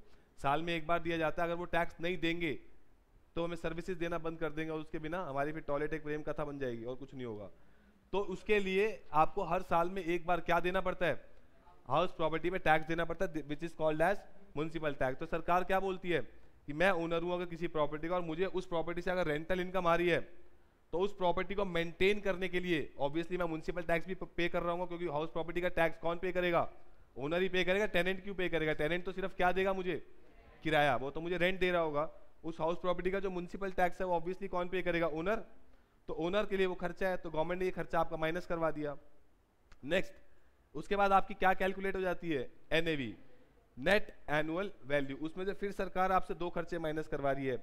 अब हुआ क्या, ये क्यों नौबत आई खर्चे बनाने की, पहले जब जीएवी में से म्युनिसिपल टैक्स माइनस किया तो आ गया एनएवी। उसके बाद पहले इस प्रोविजन में कुछ और होता था, लेकिन अब प्रोविजन में क्या है, पहले लोग क्या करते थे, रिपेयर के नाम पे, व्हाइट वॉश के नाम पे, ये वो फलान डिकान, हमारे 100 खर्चे हो गए, जितना एनएवी आता था उतना ही क्या दिखा देते थे कि हमारी रिपेयर हो गई, व्हाइट वॉश हो गया, ये सब हो गया। तो गवर्नमेंट ने क्या बोला, जितनी एनएवी उतना ही आपका खर्चा, तो इनकम क्या हो जाती थी पहले, 0। तो गवर्नमेंट ने क्या बोल दिया, भाई ऐसा है, रिपेयर कराओ, व्हाइट वॉश कराओ, जो मर्जी कराओ, मैक्सिमम डिडक्शन हम आपको कितनी देंगे, मैक्सिमम 30%, जो स्टैंडर्ड है। स्टैंडर्ड का मतलब क्या है, आपका एक्चुअल में खर्चा चाहे 0 हो, चाहे एक्चुअल में खर्चा 2 लाख हो, हमें उससे मतलब नहीं है, एक्चुअल एक्सपेंस हम नहीं देखेंगे। आपके जितने भी एनएवी है, ये हमें लगता है, हम मानते हैं कि पूरे साल में आप ऑब्वियसली बिल्डिंग को मेंटेन करने के लिए जो वहां से एनएवी है, जो वहां से किराया आ रहा है, एक रैशनल इंसान उसका 30% मैक्सिमम उस बिल्डिंग पे खर्चा कर सकता है, उससे ज्यादा कोई भी नहीं करेगा, वरना उसकी इनकम ही नहीं रह जाएगी कुछ भी। तो गवर्नमेंट ने क्या बोला, जितनी आपकी एनएवी आ रही है उसका 30%, 30% आप खर्चों के तौर पे माइनस कर लो, चाहे एक्चुअल में हो चाहे ना हो। अब इस केस में क्या होता होगा इंडिया में, रियलिटी में क्या होता होगा, ज्यादातर, क्या हर केस में ही एक्चुअल खर्चा 30% से कम होता होगा, ज्यादा होता होगा, कम, क्योंकि कोई भी बेवकूफ ऐसा थोड़ी करेगा कि एक्चुअल में खर्चा हो रहा है ज्यादा या खर्चा कर रहा है ज्यादा और डिडक्शन उसको सिर्फ कितनी मिल रही है, 30%, तो कोई भी ज्यादा खर्चा क्यों करेगा। अब लोग क्या करते हैं, बल्कि अब खर्चा कम करते हैं और जानबूझ के डिडक्शन पूरी लेते हैं, 30%। डिडक्शन तो आपको मिलनी ही है, मिलनी ही है, चाहे एक्चुअल में खर्चा 0 हो, चाहे एक्चुअल में खर्चा जितना मर्जी हो, चाहे हो ही ना, कुछ भी ना हो, आपको डिडक्शन कितनी मिलेगी, 30%। क्लियर हुई बात। ऑन अकाउंट ऑफ, किस लिए मिलेगी ये deduction, repair, white wash etcetera, जो भी आपको डे टू डे बेसिस के खर्चे होते, सरकार कहती है वो खर्चे भी आप क्या कर लो, माइनस कर लो। उसके बाद अगर वो प्रॉपर्टी आपने किस पे ले रखी है, लोन पे, तो उस लोन पे ओनर क्या पे कर रहा होगा? इंटरेस्ट। वो इंटरेस्ट भी ओनर के लिए क्या है? खर्चा। वो गवर्नमेंट कहती है उस खर्चे को भी क्या कर लो? माइनस कर लो एक्चुअल बेसिस पे, क्योंकि जहां जहां पे भी सरकार को लगता है घपला हो सकता है वहां पे सरकार लिमिट सेट कर देती है, रूल्स बना देती है। इंटरेस्ट ऑन बोरोड कैपिटल में खतरा है ही नहीं। क्यों? आप असली में जो बैंक को ईएमआई पे तो करोगे, आपके पासबुक में आ रहा होगा। ऐसा तो नहीं आप बैंक से सेटिंग कर लो एसबीआई से, भाई मैं तेरे को 24,000 रुपये दूंगा बैंक में, 4,000 मुझे वापस कर दियो हर महीने के। ना ऐसा कोई करेगा, ना ऐसा कोई बैंक करता है। तो जहां पे भी सरकार को लगता है मैनिपुलेशन हो सकती है वहां पे सरकार क्या कर देती है? लिमिट सेट कर देती है, चाहे वो एक्सपेंस हो चाहे वो इनकम हो। लेकिन जहां पे मैनिपुलेशन की पॉसिबिलिटी नहीं है वहां पे सरकार कहती है जो भी आपका एक्चुअल इंटरेस्ट है वो आप माइनस करो, हमें कोई दिक्कत नहीं है। आप अपनी पासबुक में दिखा तो रही होगे कितनी ईएमआई जा रही है, उसमें कितना इंटरेस्ट है, वो तो पता लग ही जाएगा एक्चुअल में, वो भी माइनस करवा देंगे। तो ये आपकी रेंटल इनकम, ये 3 टाइप के आपके खर्चे। उसके बाद 3 खर्चे माइनस करने के बाद जो इनकम बचेगी that will be called as income under the head house property. ये इनकम हाउस प्रॉपर्टी के हेड में जाके टैक्स हो जाएगी। क्लियर हुई बात? नहीं हुई? तो इस चैप्टर में हम लोग क्या सीखेंगे? इनकम कैलकुलेट करना, ना कि टैक्स निकालना। मुझे आपको ये पूरी टेबल सिखानी है इस चैप्टर में थ्रू प्रैक्टिकल एग्जांपल्स कि इनकम कैसे निकाली जाएगी हाउस प्रॉपर्टी में। ये बिल्कुल एक बेसिक और ये टेबल समझाने वाली बात थी। बहुत रायते फैल सकते हैं अभी। क्या रायते फैल सकते हैं? एक बिल्डिंग के 2 मालिक अगर हो तो इनकम कैसे कैलकुलेट होगी? अगर मैंने 12 महीने का रेंट मांगा अपने टेनेंट से और उसने 2 महीने का नहीं दिया, that is called as unrealised rent. उस केस में इनकम कैसे कैलकुलेट होगी? एक एग्जांपल, मैं आज बेसिक बातें कर रहा हूं इस चैप्टर के बारे में। अगर सरकार ये कह दे कि जितना रेंट आपको टेनेंट ने नहीं दिया वो इनकम में नहीं गिना जाएगा, तो मैं ओनर हूं किसी बिल्डिंग का, तो मुझे पूरे 12 महीने मेरा टेनेंट किराया नहीं देता और मेरी इनकम कितनी हो जाएगी? 0। तो इन चीजों को मद्देनजर रखते हुए सरकार ने हाउस प्रॉपर्टी के बहुत सारे रूल्स बनाए, जो कि सेक्शन नंबर 23-24 तक हमारा हो चुका। 22 था चार्जिंग सेक्शन, 23 क्या था? जीएबी निकालने का, एनएबी निकालने का सेक्शन। 24 क्या है? डिडक्शंस का सेक्शन की कितनी आपको डिडक्शन मिल जाती है। अब 25, 26, 27 अभी 3 सेक्शन रहते हैं। वहां पे सारे इफ एंड बट्स जो भी तुम्हारे दिमाग में आएंगे वो सारे उन सेक्शंस में कवर हो जाएंगे। तब जाके हमारा हाउस प्रॉपर्टी पूरा चैप्टर कंप्लीट होगा। इसलिए कह रहा हूं यहाँ पे एक भी क्लास अगर मिस हुई तो आगे ही क्लास आपके लिए बर्बाद है। और ये चैप्टर में से क्वेश्चन कंफर्म आते हैं पेपर में, कंफर्म आते, यही तो मेन है आपके, वो है क्या। तो इसलिए इन क्लासेस को मिस ना करें। बिल्कुल टेक्निकल बातें हैं, आपके सारे इफ एंड बट दूर किए जाएंगे, लेकिन क्लास आपको मिस नहीं करनी है। अब एक एक करके हमारे को शुरू करनी है आज चीजें। सबसे पहले अगर एसएससी झूठ बोले तो ग्रॉस एनुअल वैल्यू कैसे निकाली जाती है उसकी कैलकुलेशन सबसे पहले सीखते हैं। हेडिंग डाल लो सबसे पहले, calculation of gross annual value.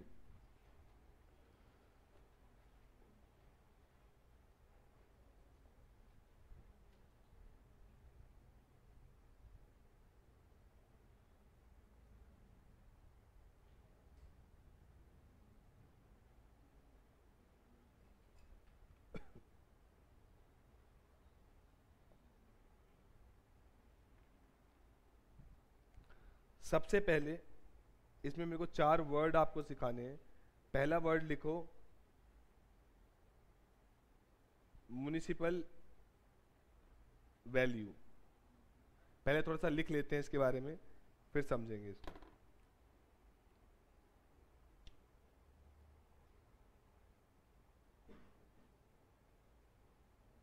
It is the value determined by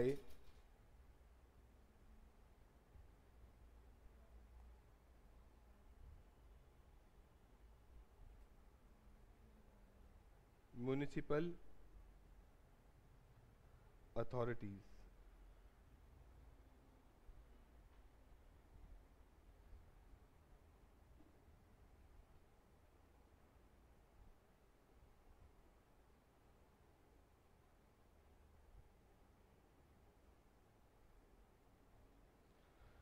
fair rent,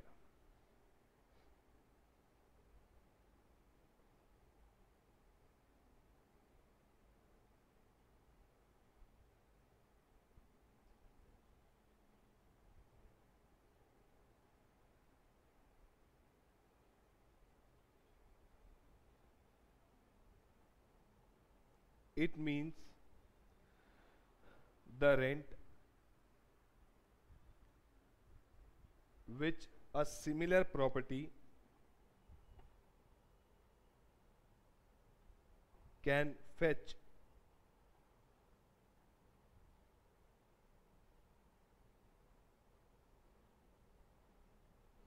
in same locality, in same locality.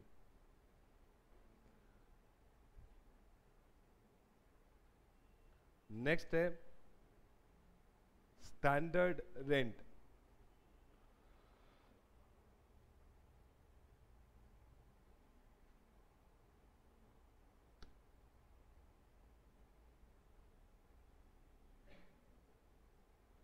चलिए हो गया नोट यहां तक। Next is standard rent. It means the rent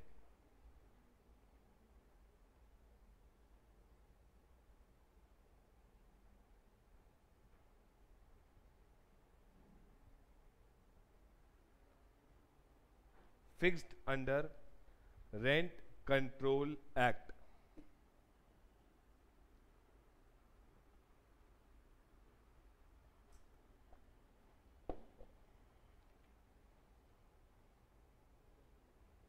और last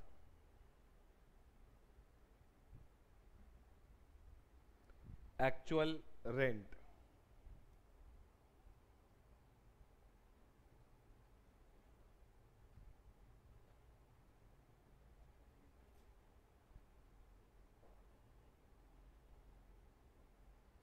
actually taken by owner।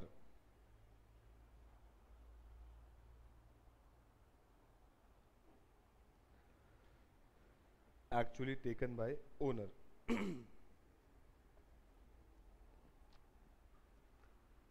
चले शुरू करें। इन चारों वर्ड्स का मतलब समझते हैं पहले। जीए भी हम लोग कैलकुलेट करना सीख रहे हैं अभी।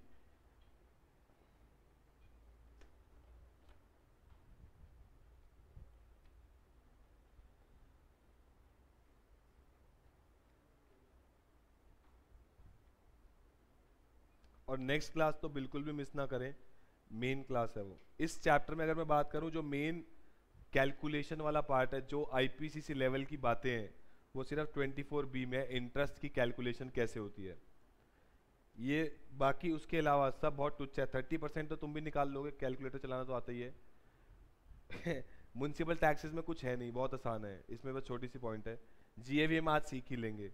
तो बच क्या गया सिर्फ इंटरेस्ट ऑन बोरोड कैपिटल, जो नेक्स्ट क्लास में कैलकुलेशन इसकी हम सीखेंगे। ये मेन है इस चैप्टर में। अगर ये मिस हो गया तो आपका कभी भी इनकम नहीं निकाल पाओगे ढंग से। ये मेन चीज़ है, नेक्स्ट क्लास में होगी ये।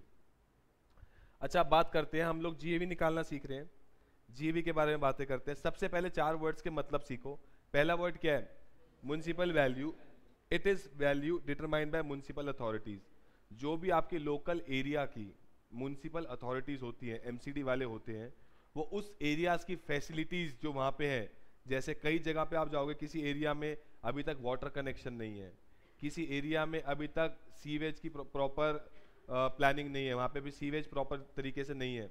तो हर एरियाज की जो भी फैसिलिटीज हैं, ग्रीनरी को देखते हुए एमसीडी ने जो भी प्रोवाइड कर रखा है आपको, हर एरिया की फैसिलिटीज को देखते हुए उस एरिया का एक मिनिमम रेंट म्युनिसिपल वैल्यू वाले, म्युनिसिपल अथॉरिटी वाले बताते हैं कि म्युनिसिपल एमसीडी के हिसाब से इस एरिया में मिनिमम रेंट इतना होना चाहिए, इससे कम नहीं होना चाहिए। अब बेसिकली हो क्या रहा है, जीएवी निकालते टाइम सरकार को एसएससी ने तो एक्चुअल रेंट झूठ बता दिया।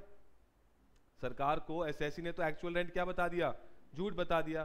तो सरकार अपने पैरामीटर्स को चेक कर रही है कि हमारे अपने लोगों से पूछ रही है कि तुम बताओ, एमसीडी सरकार की है तो सरकार एमसीडी वालों से पूछ रही है तुम बताओ कि इस एरिया की म्युनिसिपल वैल्यू कितनी है। म्युनिसिपल वैल्यू का मतलब कि इस एरिया की फैसिलिटीज को ध्यान में रखते हुए तुम बताओ कि इस बिल्डिंग का रेंट कम से कम कितना होना चाहिए, तुम बताओ। ये बात सरकार किससे पूछ रही है?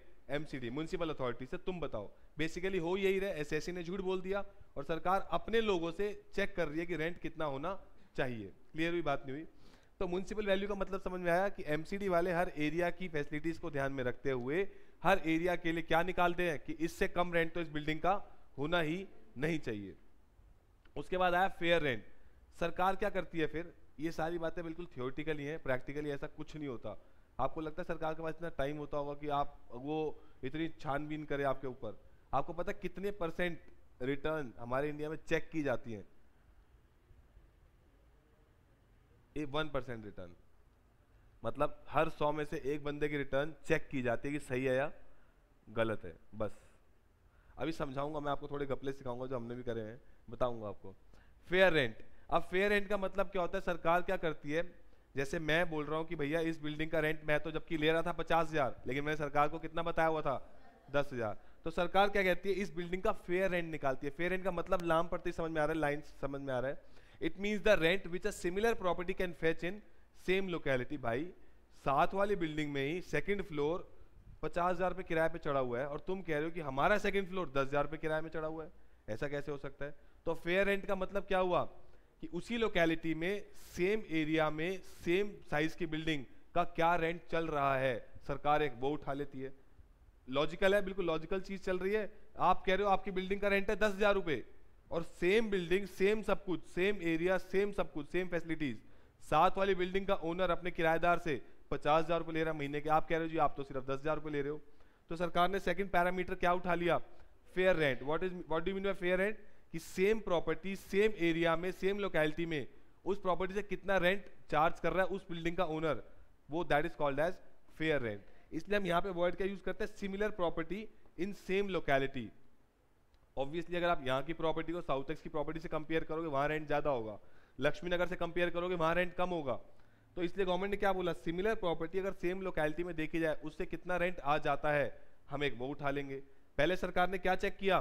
म्युनिसिपल वैल्यू, कि एमसीडी के हिसाब से इस एरिया का मिनिमम रेंट कितना होना चाहिए, और फिर सरकार ने क्या उठा लिया? Fair rent. फेयर रेंट का मतलब सेम प्रॉपर्टी अगर सेम लोकेलिटी में हो तो क्या रेंट वहां से आ जाएगा।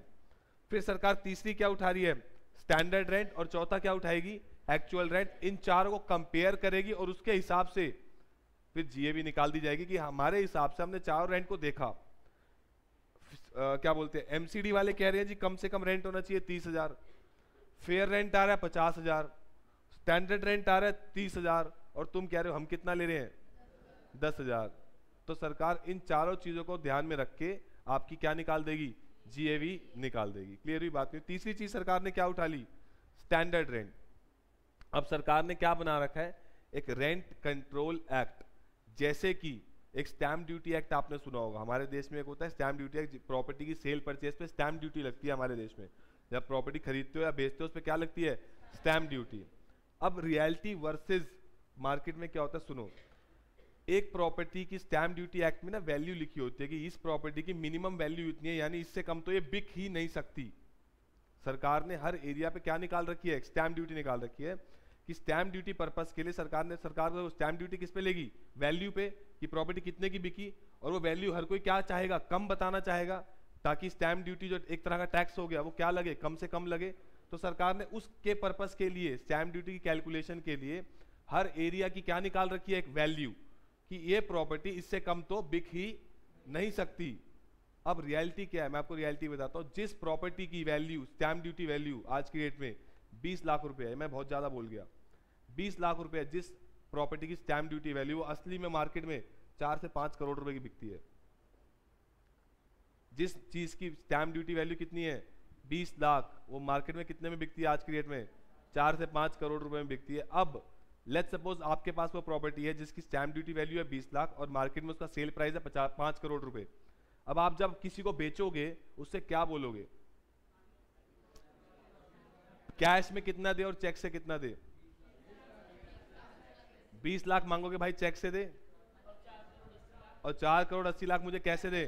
कैश में। क्योंकि अगर मैं ये दिखाऊंगा मुझे चेक से मिले 5 करोड़, तो भैया मैंने खरीदी थी 2-3 लाख रुपए स्टैम्प ड्यूटी पे, अब वो बिक गई 5 करोड़, तो जितना डिफरेंस है वो सारी मेरी इनकम मान ली जाएगी और वो कैपिटल गेन में टैक्स हो जाएगी। तो हर कोई ऐसी सेल वैल्यू, रिसीट्स को तो क्या दिखाना चाहता है? कम से कम, और एक्सपेंसेस को क्या दिखाना चाहता है? ज्यादा से ज्यादा। तो ये रियलिटी आपको बता रहा हूं। सिमिलरली रेंट कंट्रोल एक्ट, जैसे स्टैम्प ड्यूटी एक्ट में तो क्या लिखा होता है कि ये प्रॉपर्टी कितने में बिक सकती है? कम से कम। रेंट कंट्रोल एक्ट में क्या लिखा होता है कि कम से कम इस प्रॉपर्टी का रेंट इतना होना चाहिए, इससे कम तो हो ही नहीं सकता। क्लियर हुई बात? नहीं हुई? और चौथा क्या हो गया? Actual rent. अब जीएवी निकालती है सरकार इन चारों पैरामीटर्स को आपस में कंपेयर करके फिर आपकी जीएवी निकाली जाती है। लिख लेते हैं उसके बारे में क्या डायग्राम बनता है।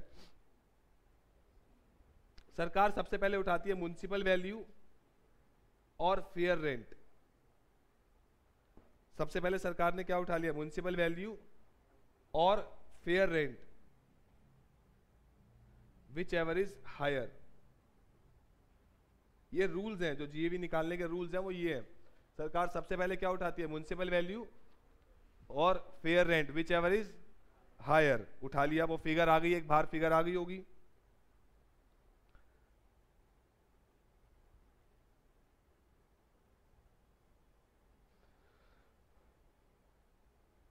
उसके बाद उस हायर फिगर को किससे कंपेयर करती है, स्टैंडर्ड रेंट। हायर वाली फिगर और स्टैंडर्ड रेंट,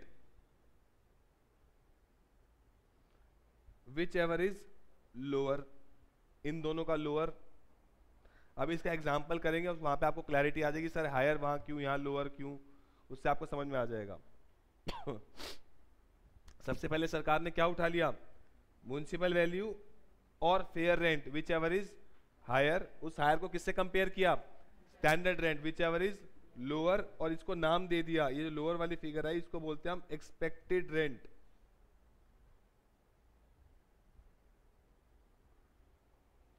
जो लोअर वाली ये फिगर है इसको हम बोलते हैं एक्सपेक्टेड रेंट।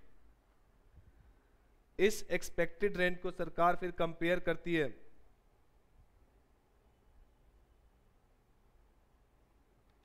और अब बच क्या गया,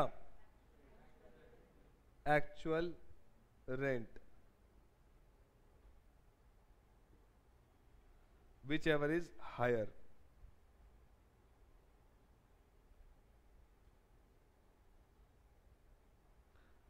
वो हमारी क्या कहलाती है, जीएवी, ग्रॉस एनुअल वैल्यू। तो एसएससी अगर झूठ बोल रहा था एक्चुअल रेंट के बारे में, सरकार ने 4 पैरामीटर्स उठाए, चारों को आपस में कंपेयर किया और उससे उसकी एक्चुअल वैल्यू या एनुअल वैल्यू ग्रॉस बेसिस पे निकाल ली।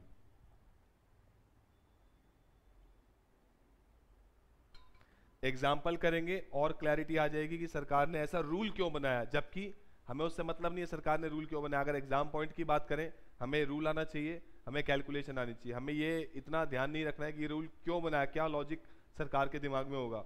हमें पॉलिसी मेकिंग में नहीं जाना, हमें सीए बनना है।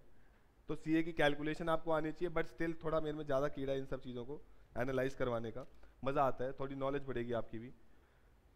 चले आगे चले, एक एग्जांपल लेते हैं। पहले थोड़ा सा एक बार दोबारा देख लो सरकार ने क्या रूल बनाया, जीएवी कैसे कैलकुलेट होगी। म्युनिसिपल वैल्यू और fair rent, whichever is higher, it will be compared with standard rent, whichever is lower, is equal to expected rent. उसके बाद whichever is will be compared with actual rent, whichever is higher shall be the GAV, या फिर higher lower higher, आपको ऐसे भी याद कर सकते हो। हायर पहले, फिर लोअर, फिर दोबारा थर्ड के पॉइंट में हायर। पहले दो बातों को आपने कंपेयर किया, म्युनिसिपल वैल्यू और fair rent, whichever is higher हो गया। उस हायर फिगर को किससे कंपेयर करोगे, standard rent, whichever is lower, और फिर लोअर को किससे कंपेयर करोगे, एक्चुअल रेंट से, विच एवर इज हायर। ये हमारा क्या कहलाएगा, जीएवी। क्लियर होगी बात। एक एग्जांपल लिखते हैं, आओ। आपको जीएवी निकालनी है हर केस में, इससे आपकी थोड़ी सी और एनालिसिस बढ़ जाएगी।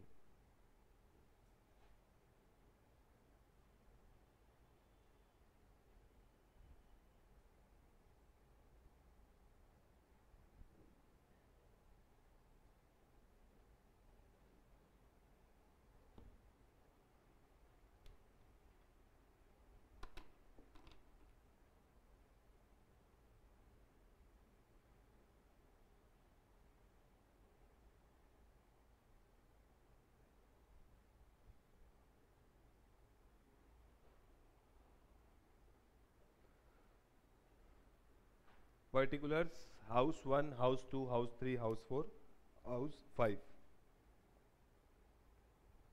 सबकी आपको municipal value, fair rent, standard rent और एक्चुअल रेंट, ये आपको गिवन है। आपको जीएवी निकालनी है।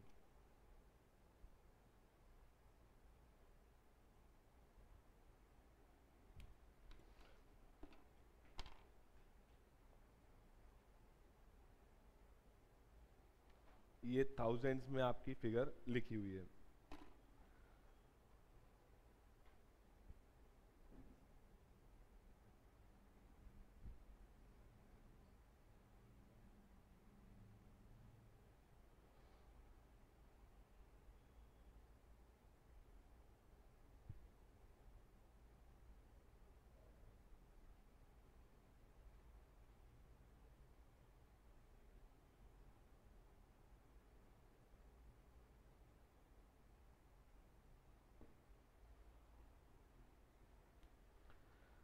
और एक बात ये समझ लो, जहां पे भी वर्ड एन ए है, नॉट एप्लीकेबल,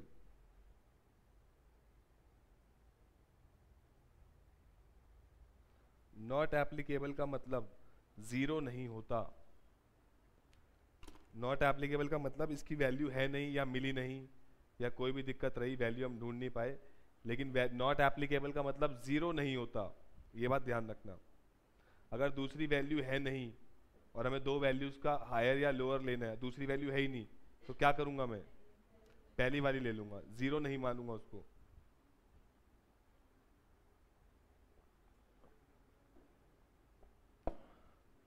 करो फटाफट, जीए भी निकालो।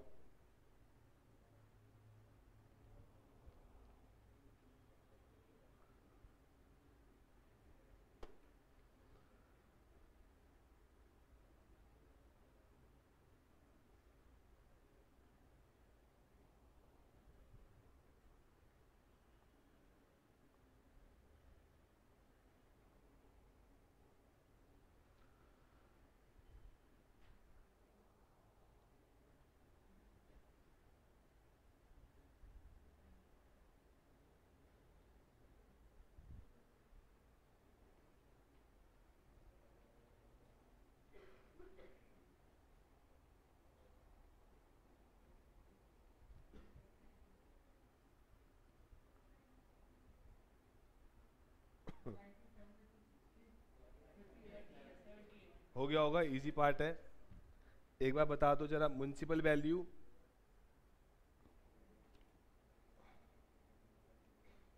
म्युनिसिपल वैल्यू और fair rent, whichever is higher, ये कितना आ जाएगा? 90। फिर 90 और standard whichever is lower, ये कितना आ जाएगा? 90। और उसके बाद 90 और 72 विच एवर इज हायर, ये कितना आ जाएगा? 90। अब इसमें एनालाइज करो, देखो आप कि आप एक्चुअल रेंट कितना बता रहे हो? 72। सरकार ने लेकिन लिया कितना? 90। इसका मतलब आप कुछ ज्यादा ही झूठ बोल रहे हो, ज्यादा ही झूठ बोल रहे हो। आप कह रहे हो जी आपका एक्चुअल फेयर से कम बता रहे हो आप। देखो आप फेयर रेंट कितना है सेम लोकेलिटी का? 90 की। सेम प्रॉपर्टी अगर साथ वाले ने किराए पे दे रखी कितने में? 90 में। आप कितने में बता रहे हो? 72 में। तो आपका हमने जीएवी कितनी मान ली? 90। जबकि आप एक्चुअल में बता रहे हो कि मैं तो 72,000 किराया ले रहा हूँ अपने टेनेंट से, लेकिन गवर्नमेंट ने क्या वैल्यू उठाई है? जीएवी क्या निकाल दिया आपका? 90,000। तो झूठ नहीं बोलना है। नेक्स्ट 55 और 60 विच एवर इज हायर, 60 आ गया। उसके बाद 60 और 75 विच एवर इज लोअर, 60 और 72 विच एवर इज हायर, 72। अब झूठ आपने यहां पे भी बोला, क्योंकि स्टैंडर्ड रेंट, कम से कम रेंट कितना है? 75। बट स्टिल गवर्नमेंट ने देखो कितना लिया है? 70, क्योंकि 2-3 हजार का हेर फेर चलेगा, क्योंकि वहां की म्युनिसिपल वैल्यू भी कम है और फेयर रेंट भी कम है। तब भी सरकार ने आपको देखो फेवर किया। आप कहीं भी देख लो, किसी भी केस में देख लेना आप, जिस भी केस में आपने आंसर निकाला, या तो वो एक्चुअल रेंट होगा या एक्चुअल से ज्यादा होगा। एक्चुअल से कभी कम नहीं उठाएगी सरकार ने, ऐसे रूल बनाए। कभी भी चेक कर लो आप, पूरे 5 केसेस में जो आप एक्चुअल बता रहे हो, या तो उतना रेंट उठाया होगा एस जीएवी, या उससे ज्यादा उठाया होगा, कम नहीं उठाया होगा किसी भी केस में। आप चेक कर लो। थर्ड केस में आंसर कितना है? 60, फोर्थ केस में 30 और फिफ्थ केस में 78। क्लियर हुई? बात नहीं हुई? तो ये क्या सीखा हमने? Calculation of GAV, gross annual value, कि एसएससी अगर झूठ बोल रहा हो तो उसके पूरे साल की रेंटल इनकम हम कैसे कैलकुलेट करेंगे? Calculation of GAV, gross annual value. Clear होगी बात? अब सेकंड पॉइंट आता है कि म्युनिसिपल टैक्सेस जो ओनर पे कर रहा है, वो उसका एक्सपेंस है, वो उसमें से क्या हो जाने चाहिए, माइनस हो जाने चाहिए। लेकिन मेरी इस लाइन में पूरे इस कॉन्सेप्ट का कंक्लूजन था, पहली बात, रेंटल इनकम किसके ऊपर टैक्स लग रहा है, टेनेंट के ऊपर या ओनर के ऊपर, ओनर के ऊपर। तो जो म्युनिसिपल टैक्सेस का एक्सपेंस है वो भी किसकी जेब से जाना चाहिए, ओनर।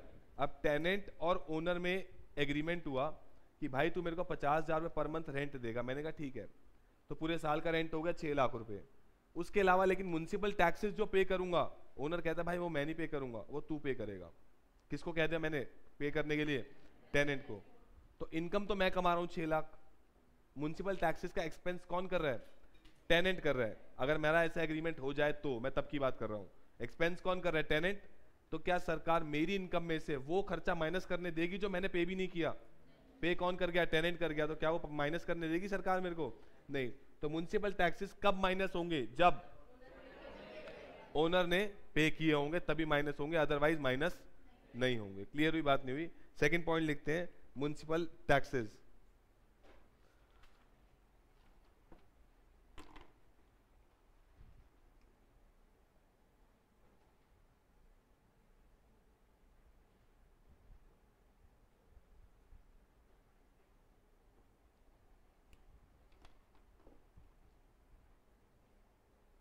फर्स्ट पॉइंट लिखो, it is also called as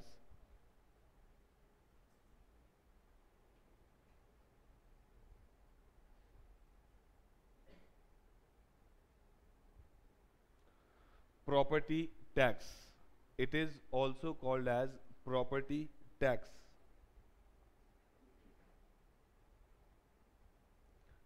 It is allowed as deduction from GAV. GAV में से माइनस करने दिया जाएगा। It is allowed as deduction from GAV subject to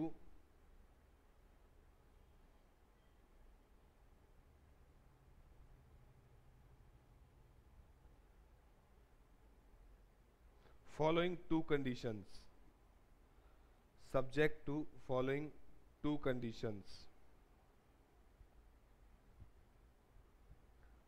पहला, must be paid by owner, must be paid by owner। और दूसरा point, must be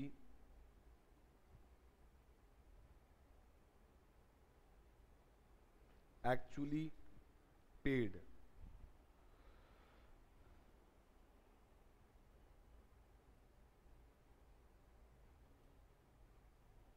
during the previous year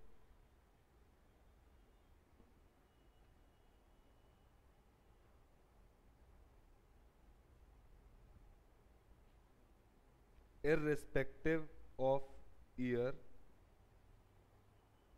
to which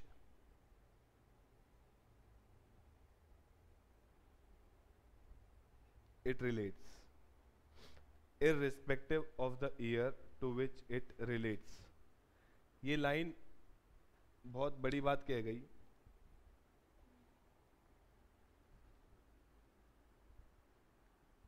irrespective of the year to which it relates, इसका मतलब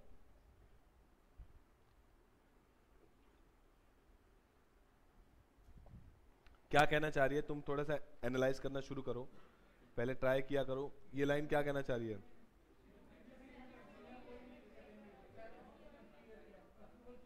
exactly हमने, owner ने जो भी municipal tax, जिस साल की इनकम की बात हो रही है उस साल में जितने भी म्युनिसिपल टैक्सेस पे किए हैं वो सारे माइनस करने अलाउड है, चाहे वो म्युनिसिपल टैक्स किसी भी साल के हों। हो सकता है मैंने पिछले 3 सालों के म्युनिसिपल टैक्सेस ना पे किए हों, चौथे साल में मैं पिछले 3 सालों के भी पे कर रहा हूँ और इस साल का भी पे कर रहा हूँ। तो इस साल में कितने सालों के म्युनिसिपल टैक्स पे कर रहा हूँ, 4 साल के। तो इस साल की जब मैं हाउस प्रॉपर्टी की इनकम निकाल रहा हूँ उसमें से म्युनिसिपल टैक्सेस जो माइनस करूंगा वो कितने साल के करूंगा, 4 साल के, जितने मैंने पे किए हैं चाहे वो किसी भी साल के हों। तो सर क्या मैंने पिछले सालों में म्युनिसिपल टैक्सेस माइनस किए होंगे, नहीं, क्योंकि वहां तो मैंने पे किए ही नहीं थे, तो एक्चुअल में पेड होने चाहिए पहली बात, और दूसरी बात किसने पे किए होने चाहिए, ओनर ने, और तीसरी बात चाहे वो किसी भी साल के हों, हमें उससे मतलब नहीं है। आप आने वाले 10 सालों का म्युनिसिपल टैक्स आज ही पे कर दो तो आज उसकी आपको डिडक्शन मिल जाएगी, तो फिर आने वाले 10 सालों में नहीं मिलेगी। आने वाले अगले साल जब आप हाउस प्रॉपर्टी की इनकम कैलकुलेट कर रहे होगे तो अगले साल तो आप म्युनिसिपल टैक्स कुछ पे ही नहीं करोगे, क्योंकि आप पिछले साल पे कर चुके हो, तो उस साल आपको डिडक्शन नहीं मिलेगी। तो जिस साल पे करोगे उसी साल डिडक्शन मिलेगी, और चाहे वो किसी भी साल का पे किया हो आपको डिडक्शन मिल जाएगी। क्लियर हुई बात नहीं हुई? इस पे बेस्ड 2-4 एग्जाम्पल करते हैं, आओ जरा। पहला केस आपको बताना है म्युनिसिपल टैक्स की डिडक्शन मिलेगी या नहीं मिलेगी। पहला केस,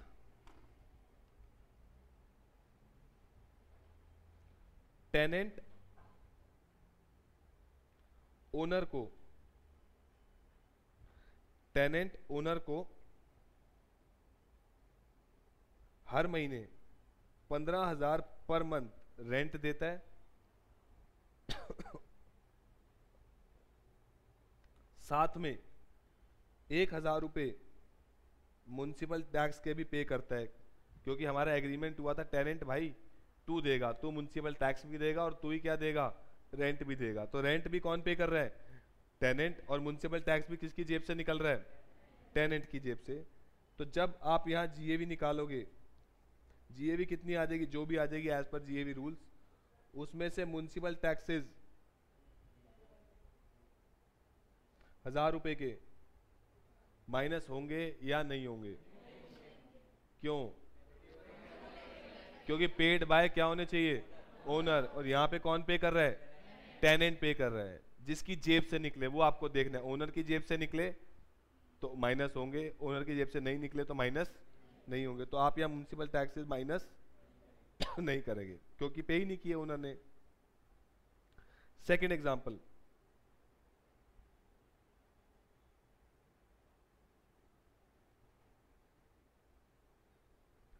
टेनेंट जो दे रहा है ओनर को, वो 15,000 पर मंथ दे रहा है, और जो टैक्सेस है म्युनिसिपल टैक्सेस वो ओनर पे कर रहा है अपनी जेब से। Allowed, disallowed?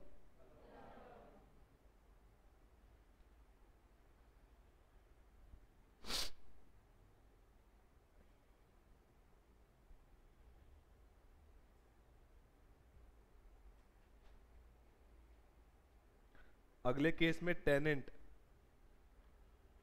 ओनर को 20,000 पर मंथ दे रहा है, और ओनर ने 1,000 पर एनम के हिसाब से 10 साल का म्युनिसिपल टैक्स जो कि हुआ 10,000 एक साथ पे कर दिया, ओनर नहीं पे किए।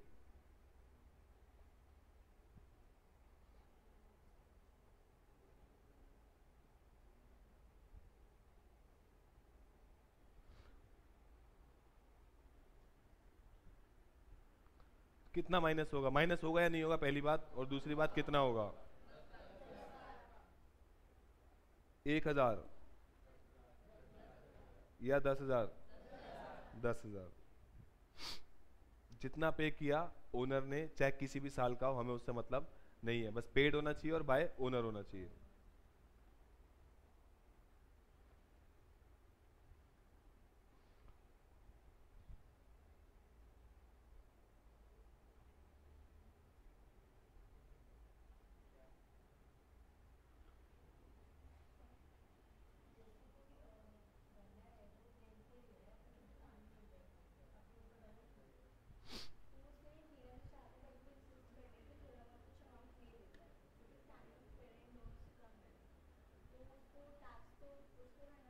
जीएवी निकलेगी उसके हिसाब से लेना पड़ेगा। बिल्कुल होगा, बिल्कुल होगा, लेकिन अगर यही रिश्तेदारी निभानी है तो चेक से लो ही मत ना, रेंट कैश में ले लो। किसी को क्या पता कौन आपके घर में आके चेक कर रहा है आपने रेंट पे दे रखी है जगह नहीं दे रखी, कोई चेक नहीं कर रहा आपको। नेक्स्ट केस, टेनेंट ओनर को रेंट दे रहा है 20,000 पर मंथ, और ओनर का जो 1000 रुपए का म्युनिसिपल टैक्स है उसमें से उसने 500 तो पे कर दिए,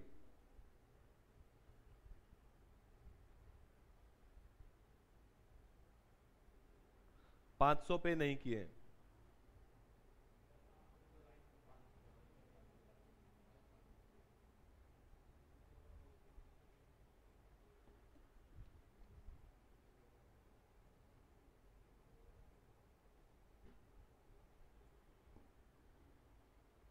तो कितने की डिडक्शन मिलेगी? 500 की, जो पे किए हैं।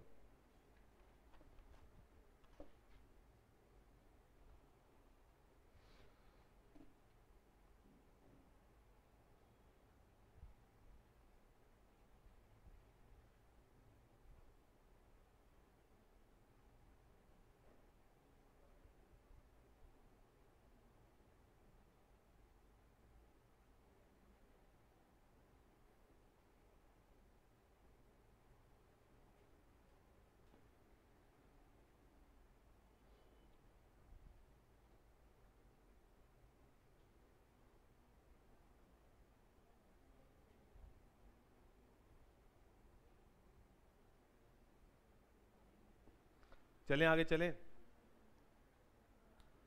अब एक बार रिवाइज करवा दो मेरे को अभी तक जो किया है। सबसे पहली बात, हमारी इनकम कितने हेड्स में क्लासिफाई करती है गवर्नमेंट?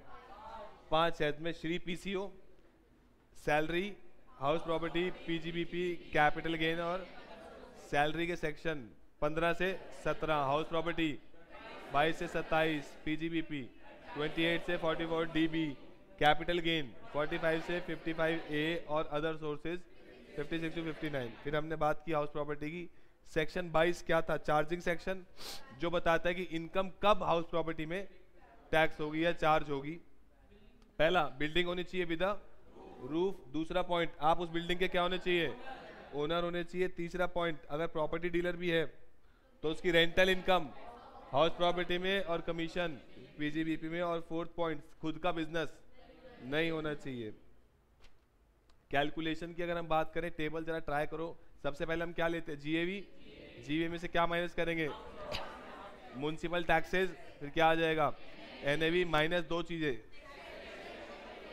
सेक्शन याद करा 24A 24B, 30%, 24A और 24B, interest on borrowed capital.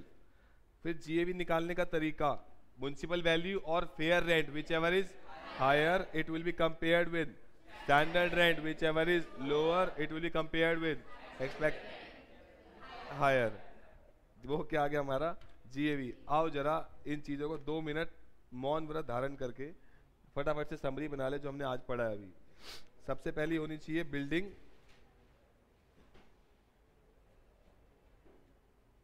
With roof, ये चीजें बहुत जरूरी हैं। दूसरा पॉइंट, आप उस बिल्डिंग के ओनर होने चाहिए। तीसरा पॉइंट, अगर प्रॉपर्टी डीलर है तो रेंट हाउस प्रॉपर्टी और कमीशन पीजीबीपी। और लास्ट पॉइंट क्या था? सेल्फ पीजीबीपी नहीं होना चाहिए।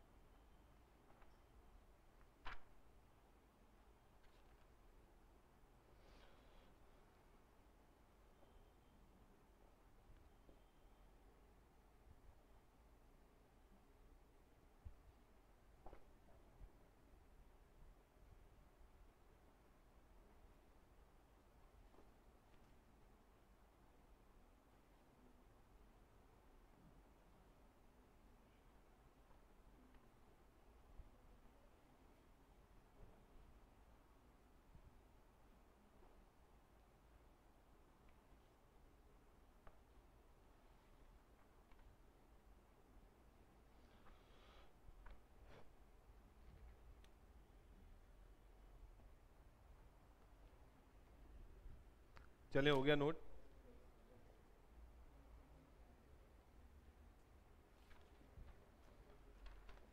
एक बार इसको बस रिवाइज कर लेना घर जाके। मिलते हैं नेक्स्ट क्लास में जिसमें हम लोग इंटरेस्ट की कैलकुलेशन सीखेंगे। वो मेन है, कृपया करके नेक्स्ट क्लास मिस ना करें। और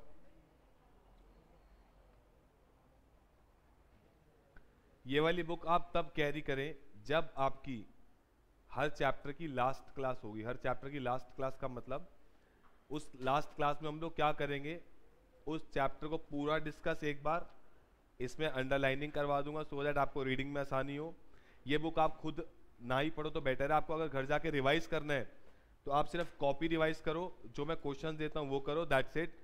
जो हमारी लास्ट क्लास होगी, हर चैप्टर की हम लोग एक क्लास रखते हैं लास्ट क्लास, जिसमें उसकी समरी प्लस उसकी रिवीजन, थ्योरी, प्रैक्टिकल, क्या इंपॉर्टेंट है क्या नहीं है, उस दिन आप ये बुक जरूर कैरी करें। क्वेश्चन बैंक आपको हर क्लास में कैरी करना है, वो आपको लाना है। ये कैरी आपको सिर्फ लास्ट क्लास में करनी है। मिलते हैं नेक्स्ट क्लास में, तब तक के लिए ओके, टाटा, बाय बाय।